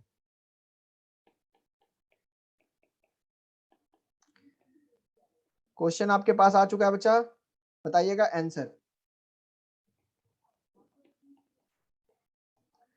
पॉजिटिव चार्ज की स्टेबिलिटी कहां ज्यादा होगी और कैसे होगी? सोचो, दिमाग लगाओ, ऐसे कुछ भी मत बक देना, सोचो आराम से। फिर सर ऑब्वियस सी बात है, ये वाला कार्बन sp हाइब्रिडाइज्ड कार्बन है, जैसा कि हम देख सकते हैं। ये वाला कार्बन sp2 है, ये कार्बन sp2 है, ये कार्बन कहीं ना कहीं sp हाइब्रिडाइज्ड है। मतलब हम कह सकते हैं परसेंटेज एस करेक्टर से आंसर। ध्यान से समझो बच्चा, मैं कहना क्या चाह रहा हूं। अगर ये ट्रिपल बॉन्ड है और ये हाइड्रोजन आप निकाल रहे हो तो एक्चुअल में ये कार्बन क्या है? sp है ना, हाँ या ना? और ये वाला कार्बन क्या है? जब आप यहां से हाइड्रोजन निकाल रहे हो, ध्यान से देखो, ये हाइड्रोजन अब आप निकाल रहे हो तो ये कार्बन क्या है? sp2 है। उसी तरह से लास्ट वाले में sp3 है। मुझे बताओ हाइड्रोजन निकालना कहां से आसान होगा? sp से या sp2 से या sp3 से? सर ऑब्वियस सी बात है, sp वाले में अगर पॉजिटिव चार्ज आ रहा है तो गड़बड़ है, hybridization, percentage s character. More electronegative वाला यहाँ पे कौन सा कार्बन है बताओ? ऑब्वियस सी बात है फर्स्ट वाला मोर इलेक्ट्रोनेगेटिव है, उस पर पॉजिटिव चार्ज आना बुरी बात है, इसलिए स्टेबिलिटी इसकी सबसे कम होगी और इसकी सबसे ज्यादा होगी। क्या मेरी बात समझ में आई? क्या जो मैंने बोला अभी, क्या मेरी बात समझ में आई बच्चा? चलिए बहुत बढ़िया, आगे चलते हैं, आगे चलते हैं। लिखेंगे क्वेश्चन, कितने नंबर हो गई है? 19, लिखेंगे 20। नेक्स्ट क्वेश्चन लिखेंगे और सॉल्व करके बताएंगे क्या आ रहा है। फ्री रेडिकल है, इस तरह से बना हुआ है, फ्री रेडिकल है, इस तरह से बना हुआ है, फ्री रेडिकल है, इस तरह से बना हुआ है। बताइए स्टेबिलिटी। 19 नंबर में बच्चा मैंने बोला कि ये कार्बन sp हाइब्रिडाइज्ड है, ये कार्बन sp2 है। तो अगर ये हाइड्रोजन भाई साहब निकल रहे हैं तो इस पे पॉजिटिव आ रहा है, ये निकल रहा है तो इस पे पॉजिटिव आ रहा है। मुझे बताओ sp हाइब्रिडाइज्ड कार्बन ज्यादा इलेक्ट्रोनेगेटिव होता है या sp2? अरे ऑब्वियस सी बात है, sp ज्यादा हाइब्रिडाइज्ड होता है, इलेक्ट्रोनेगेटिव होता है। मोर इलेक्ट्रोनेगेटिव पे पॉजिटिव चार्ज आना बुरी बात है, ठीक है, यही मैंने कहा बच्चा। उस पे नेगेटिव चार्ज होता तो ज्यादा स्टेबल होता। चलिए आंसर बताइए बच्चा, नेक्स्ट क्वेश्चन का आंसर बता दीजिए जल्दी से। सर ये सारे ऑर्थो मेटा पैरा पोजीशन पे दिख रहे हैं हमें। यहाँ पर भी प्लस H लग रहा है, यहाँ पर भी प्लस H लग रहा है, यहाँ पर भी प्लस H लग रहा है। नो डाउट प्लस I हर जगह लग रहा है, लेकिन यहाँ पे सर 3 अल्फा हाइड्रोजन है, यहाँ पे 2 अल्फा हाइड्रोजन है, यहाँ पे 0 अल्फा हाइड्रोजन है, यहाँ पे प्लस H एक्चुअल में लग ही नहीं रहा है। अगर ध्यान से देखें तो यहाँ प्लस H नहीं लग रहा बच्चा, क्योंकि अल्फा हाइड्रोजन एग्जिस्ट नहीं कर रहा है। अगर आप ध्यान से देखें तो क्या सही मैं बोल रहा हूं? सिर्फ प्लस आई लग रहा है, तो ऑर्डर क्या आ जाएगा बच्चा? जबरदस्ती थोड़ी है, अगर हाइड्रोजन है ही नहीं तो कहां से प्लस आई लगेगा। चलिए लास्ट क्वेश्चन आज के क्लास का, उसके बाद हम क्वेश्चन कल करेंगे। सी ट्रिपल बॉन्ड सी पे नेगेटिव है, यहाँ पे सी डबल बॉन्ड सी पे नेगेटिव है, और यहाँ सी सिंगल बॉन्ड सी पे नेगेटिव है। स्टेबिलिटी बताइए।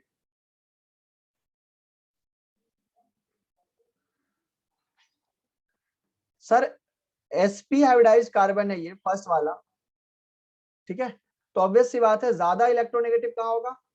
फर्स्ट वाले में।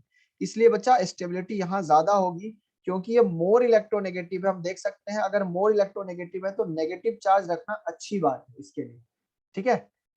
आज का क्लास हम यहीं पे रोक रहे हैं, अगले क्लास में बढ़िया से पढ़ के आइएगा। अभी हम डिस्कशन करेंगे, कोई कहीं नहीं जाएगा, 10 मिनट का डिस्कशन होगा, बहुत आराम से हो जाएगा, आपको सीखने को ही मिलेगा बच्चा, आपके लिए ये फायदा है, ठीक है। चलिए रेस नंबर 9 पे आ जाते हैं जल्दी से। रेस नंबर 9 में बताइएगा। अच्छा, आज के लेक्चर में अगर डाउट है तो वो भी बता दीजिएगा, और अगर रेस 9 में दिक्कत है तो वो भी हैंड रेज कर लीजिएगा। कृतिका बताइए बच्चा। हाँ जो बच्चा। आपने 19 वाला एग्जांपल कराया ना, हाँ उसमें मेरे को ये पूछना था क्या कि क्या अपन अल्फा एच से भी इसकी स्टेबिलिटी ऑर्डर बता सकते थे क्या? नहीं, यहाँ अल्फा एच कहाँ पे है देखो। अच्छा, इसके रेस्पेक्ट में यहाँ पे अल्फा एच आप ये कह सकते हो, सिर्फ यहाँ पे 3 अल्फा एच, यस सर। हाँ, लेकिन यहाँ पे कहाँ है? तो ये पॉसिबल हो सकता है क्या सर? ये तो अल्फा सही है एच आपका, ये तो हाँ, यहाँ तो नो डाउट आपका अल्फा एच ज्यादा है, 3 अल्फा एच है क्योंकि हाइपर कॉन्जुगेशन हो रही है, लेकिन यहाँ पे हाइपर कहाँ हो रही है? यहाँ पे तो आप उसी से बताओगे ना, ईएन वैल्यू से। Yes sir. समझे? क्योंकि ईएन वैल्यू से है तो सर नहीं होगा क्या वो? डबल बॉन्ड पे हाइपर होता है बच्चा, कि डबल बॉन्ड के रेस्पेक्ट में कोई कार्बन हो और उस पे CH बॉन्ड हो, तब होता है ना हाइपर। Yes sir. बट यहाँ डबल बॉन्ड है, बट उससे अटैच कोई कार्बन कहाँ है? यस सर, ओके, क्लियर हो गया। ठीक है, अनुभव बताइएगा बच्चा। सर ये जो क्वेश्चन नंबर 13 आपने करवाया था, हाँ बच्चा बताइए। सर इसमें बी वाले में तो स्टेरिक जो इनहिबिशन रिपल्शन रेजोनेंस लग रहा है ना? क्या यहाँ पे ग्रुप आपका लीनियर ट्रायंगुलर प्लेनर है? हाँ ट्रायंगुलर प्लेनर है, क्योंकि ये ग्रुप ऐसा है। लेकिन क्या ये ग्रुप बल्कि ग्रुप है क्या? CH2 बेचारा छोटा छोटा ग्रुप है। CH2 प्लस में कहाँ लिखाया था? देखिए अच्छे से देखिए, क्या क्या लिखाया था? NO2 लिखाया था, COH लिखाया था, एसीटोन, कीटोन, एल्डिहाइड, ये सब लिखाया था। CH2 प्लस में नहीं होगा, ठीक है बच्चा। Okay sir. ठीक है, म्यूट कर लीजिए। नेक्स्ट भूपेश बताएगा बच्चा। सर ये रेस नंबर 9 में क्वेश्चन नंबर 1 में कुछ आंसर्स गलत है, तो उसमें आंसर मे भी गलत हो सकते हैं। क्या गलत आ रहा है मुझे बता दीजिए एक बार। ए ऑप्शन सही आ रहा है क्या? No sir. ए ऑप्शन सही नहीं आ रहा है। ए ऑप्शन में क्या बोल रहा है? सर हेटेरोसाइक्लिक कैसे है सर ये? हेटेरोसाइक्लिक तो है ही, दिख रहा है ये साइकिल में नाइट्रोजन घुसा हुआ है, तो हेटेरोसाइकिल तो है ही। पी इसका सही है, ठीक है, नॉन एरोमेटिक नहीं है, हेटेरोसाइक्लिक है। और पाई बॉन्ड कितने बचा यहाँ पे? 3 पाई बॉन्ड है, तो इवन नंबर में नहीं है। और odd number of sigma bond, ये आ रहा है ना? Yes sir. तो PRT इसका सही है। इसका क्या आ रहा है? Sir QST। नॉन एरोमेटिक है। Yes sir. और एस का इवन में यहाँ तो ये तो सही है बच्चा, ये आंसर लगता है हम लोगों ने करेक्शन करा लिया। पिछले बार ये गलत था यहाँ पे, अभी शायद सही है। टी ऑड नंबर आ रहा है क्या? Yes sir. हाँ तो फिर ठीक है, गलत नहीं है कहीं पे। बताइए और कोई डाउट है क्या? No sir. चलिए नेक्स्ट बच्चा स्नेहा बताइएगा बच्चा। सर रेस की क्वेश्चन नंबर 9 में डाउट है। क्वेश्चन नंबर 9 में देख लीजिए बच्चा। डाउट क्या डाउट है बच्चा, बता सकते हैं? सर ऑप्शन नंबर डी और ई समझ में नहीं आया। डी और ई समझ में नहीं आया बच्चा। डी में अगर ध्यान से देखें तो मैं इसको एक बार बना रहा हूँ, ध्यान से देखना। ये देखो, ये पॉजिटिव चार्ज है, ये ऑक्सीजन है और ये CH3 है, तो क्या इसके पास लोन पेयर है? Yes sir. Lone pair sigma bond और पॉजिटिव, मतलब इसके पास इलेक्ट्रॉन ऑर्बिटल खाली पड़े हो तो इलेक्ट्रॉन दे सकता है ना बच्चा? Yes sir. तो रेजोनेंस है ना, तो इलेक्ट्रॉन दे रहा है, तो इसलिए कौन सा ग्रुप होगा? Plus M। Yes sir. और OCH3 है तो इसका ग्रुप इफेक्ट क्या होगा, -I। Yes sir. -I भी तो दिखा रहा है ना ये, यस सर। क्योंकि OCH3 पूरे ग्रुप की बात कर रहा है। तो यहाँ पे ये बोथ +I और -M दोनों एक्ट कर रहा है, तो ये भी आंसर सही है। यहाँ पे ध्यान से देखें तो ये -M है, ये पॉसिबल नहीं है। यहाँ पे देखें तो ये भी -M है, ये भी पॉसिबल नहीं है। अच्छा, फ्लोरीन के पास लोन पेयर होता है बच्चा, अगर फ्लोरीन के पास लोन पेयर होता है तो +M भी शो करता है और -I तो शो करता ही करता है, तो ये भी आंसर सही है। लोन पेयर है नाइट्रोजन के पास, +M और -I दोनों शो करेगा, तो आपके पास आंसर आ जाएगा BCF मतलब 3। ठीक है बच्चा Sneha? Okay sir, thank you. Abhijit बताइएगा बच्चा।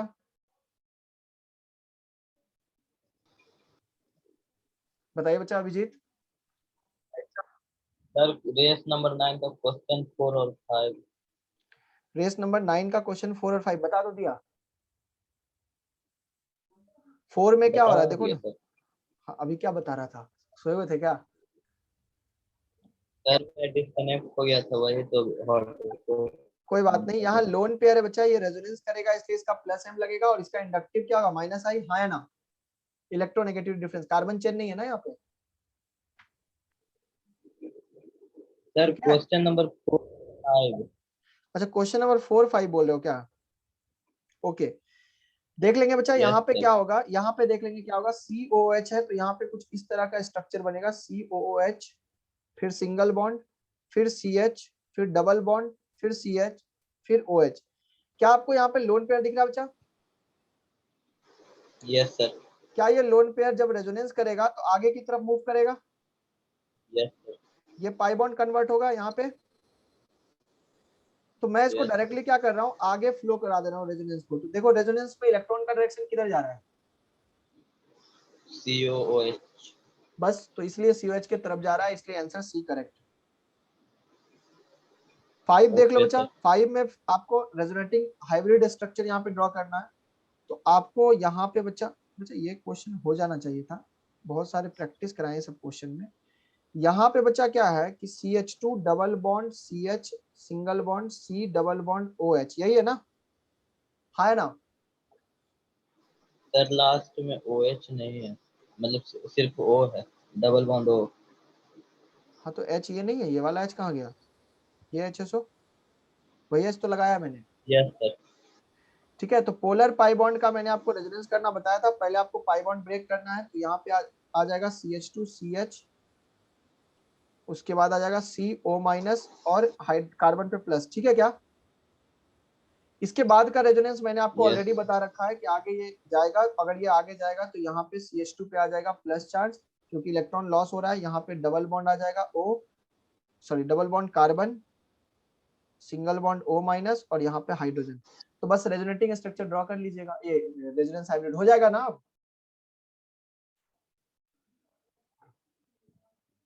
आपका अनस्टेबल थोड़ा नेटवर्क है बच्चा। अस्मिता बताइएगा बच्चा। सर जो आज क्वेश्चंस करवाए थे उसमें बॉन्ड लेंथ कंपेयर का थर्ड पार्ट बता देना एक बार। क्या कराए थे, कौन सा थर्ड वाला? ये सर कंपेयर बॉन्ड लेंथ में। आपका बैच कहाँ गया, आपका बैच कहाँ गया, GOC। हाँ देखो बच्चा, बॉन्ड लेंथ में क्या, कौन सा क्वेश्चन थर्ड वाले में डाउट है? देखो थर्ड वाले में क्या हो रहा है कि इथाइल ग्रुप इसके ऑर्थो पे लगा हुआ है ना, NO2 के रेस्पेक्ट में। Yes sir. तो यहाँ SIR लगेगा, मतलब ये आउट ऑफ प्लेन चला जाएगा और आउट ऑफ प्लेन के कारण यहाँ रेजोनेंस नहीं होगी। हाँ या ना? Yes sir. तो अगर रेजोनेंस नहीं होगी तो ये बॉन्ड सिंगल जैसा ही दिखेगा, डबल कैरेक्टर नहीं आएगा। हाँ या ना? क्या इसके ऑर्थो पे कोई ग्रुप है क्या? No sir. यहाँ रेजोनेंस होगा क्योंकि SIR नहीं है, तो अगर यहाँ रेजोनेंस होगा तो हम क्या बोलेंगे, L2 की बॉन्ड लेंथ ज्यादा है। हाँ L2 की ज्यादा, L1 की कम है। क्लियर है? और सर रेस नंबर 9 के फर्स्ट क्वेश्चन के थर्ड पार्ट में भी डाउट। फर्स्ट क्वेश्चन के थर्ड पार्ट में क्या डाउट है बच्चा? सर ये नॉन एरोमेटिक किससे हुआ? बच्चा क्या ये पॉजिटिव चार्ज रेजोनेंस करेगा क्या? आपको ऐसा लग रहा है नाइट्रोजन पे पॉजिटिव चार्ज हो और 4 बॉन्ड बना ले तो क्या वो रेजोनेंस कर सकता है क्या? पॉसिबल ही नहीं है। मैंने आपको लिखाया था ना ये लाइन, याद है ना? सर फिर भी एंटी एरोमेटिक होगा क्योंकि 2 पाई बॉन्ड्स हैं। कहाँ 2 पाई बॉन्ड है? 2 पाई बॉन्ड है तो कॉन्जुगेशन कहाँ कंप्लीट हो रहा है? ये पॉजिटिव चार्ज कॉन्जुगेशन में है ही नहीं ना, रेजोनेंस कर ही नहीं रहा है। यस सर तो नॉन एरोमेटिक हो गया ना बच्चा। यस क्योंकि सर, अब जैसे आगे आपने समझ जो में। बनाया तो आप नाइट्रोजन देखो 5 बॉन्ड बना लिया, दिख रहा है क्या? Yes sir. इसलिए पॉसिबल ही नहीं है, ये स्ट्रक्चर पॉसिबल ही नहीं है, रेजोनेंस में नहीं है। ये positive charge not participated in resonance. Thank you sir. ठीक है बच्चा। आगे बच्चा बताइएगा। अनिकेत बता दीजिए बच्चा जल्दी से आप भी। सर नोट्स के 12th क्वेश्चन में डाउट है। नोट्स के 12th क्वेश्चन में डाउट है? हाँ बच्चा बताइए क्या डाउट है उसमें। सर इसमें NO2 -M क्यों शो करेगा? नोट के 12 क्वेश्चन में नहीं बच्चा, ये तो नोट एक छोटा सा कंसेप्ट था, इसको डब्बा ये में नहीं बंद सर, कर दो। नोट्स के में मतलब। नहीं, एक सेकंड रुक जाओ, इसको तो पूरे मुझे पूरे डब्बा में बंद करने दो। ये तो एक कंसेप्ट है जहाँ पे मैं यूज कर रहा हूँ। कौन सा क्वेश्चन है बच्चा? 12 नंबर ये में। वाला सर, हाँ सर इसमें NO2 -M क्यों शो करेगा? उसने तो 4 बॉन्ड बनाए और प्लस चार्ज भी है। किस पे प्लस चार्ज है? NO2 N पोलर पे। पोलर पाई बॉन्ड है ना बच्चा यहाँ पे। ये देखो मैं यहाँ बना रहा हूँ फिर मिटा दूंगा, देखना। हाँ नीचे बनाता हूँ। तुम जो क्वेश्चन पूछ रहे हो ये देखो, यही है ना? Yes sir. तो अगर तुम ये बोल रहे हो कि सर आपने कोऑर्डिनेट को कन्वर्ट कर दिया कोवेलेंट में, ठीक है अच्छी बात है। तो इस पे माइनस, इस पे प्लस, ठीक है बच्चा। Yes sir. और इस पे ऑक्सीजन और इस पे पाई बॉन्ड। ध्यान से देखना, ये पाई बॉन्ड अगर यहाँ पे आएगा तो नाइट्रोजन तो 5 बॉन्ड बना लेगा। Yes sir. तो ये वाला पोलर पाई बॉन्ड टूटने के लिए तैयार भी तो है। NH4 प्लस में काम नहीं होता, 4 सिग्मा बॉन्ड लिखाया था मैंने, याद करो। नाइट्रोजन प्लस सिर्फ 4 सिग्मा बॉन्ड के साथ हो तो नहीं होता, लेकिन यहाँ पर 4 सिग्मा बॉन्ड कौन सा बना रहा है? एक पोलर पाई बॉन्ड भी तो है जो टूट जाएगा, हाँ या ना? सर एक बार इसका रेजोनेटिंग स्ट्रक्चर बनाना। ये देखिए ना बन चुका है रेजोनेटिंग स्ट्रक्चर। यहाँ पे हमने ये बॉन्ड इधर मूव किया तो इस पे पॉजिटिव चार्ज आया, यहाँ डबल बॉन्ड आ गया, ये O- हुआ, और यहाँ पे सिंगल बॉन्ड हो गया O-, नाइट्रोजन पे पॉजिटिव ही रह गया क्योंकि पहले पॉजिटिव है, पॉजिटिव रहा 4 बॉन्ड। Okay sir. क्लियर है क्या? Okay sir, thank you. चलिए कल बच्चा 10 बजे क्लास हम लेंगे और उसमें प्लीज थोड़ा सा एक्टिव रहिएगा बाकी लोग। आज का होमवर्क क्या है? हाँ आज होमवर्क दे देते हैं, लेकिन एक काम करते हैं, कल वाले क्लास के बाद बल्क में होमवर्क करते हैं, परेशान नहीं होना है। बल्क में होमवर्क करते हैं। आज जो पुराने होमवर्क है ना उसको कंप्लीट कर लीजिएगा। हो सकता है पुराने होमवर्क कल हम डिस्कस कर ले, जैसे एक्सरसाइज O1 और जेईई मेंस जो मैंने दिया है, मतलब S1 या जो भी दिया है वो कर लीजिएगा। वो पुराना होमवर्क है वो कर लीजिएगा, ठीक है। चलिए फिर गुड बाय, अच्छे से रहिए, कल मिलते हैं 10 बजे। ओके बच्चा, बाय।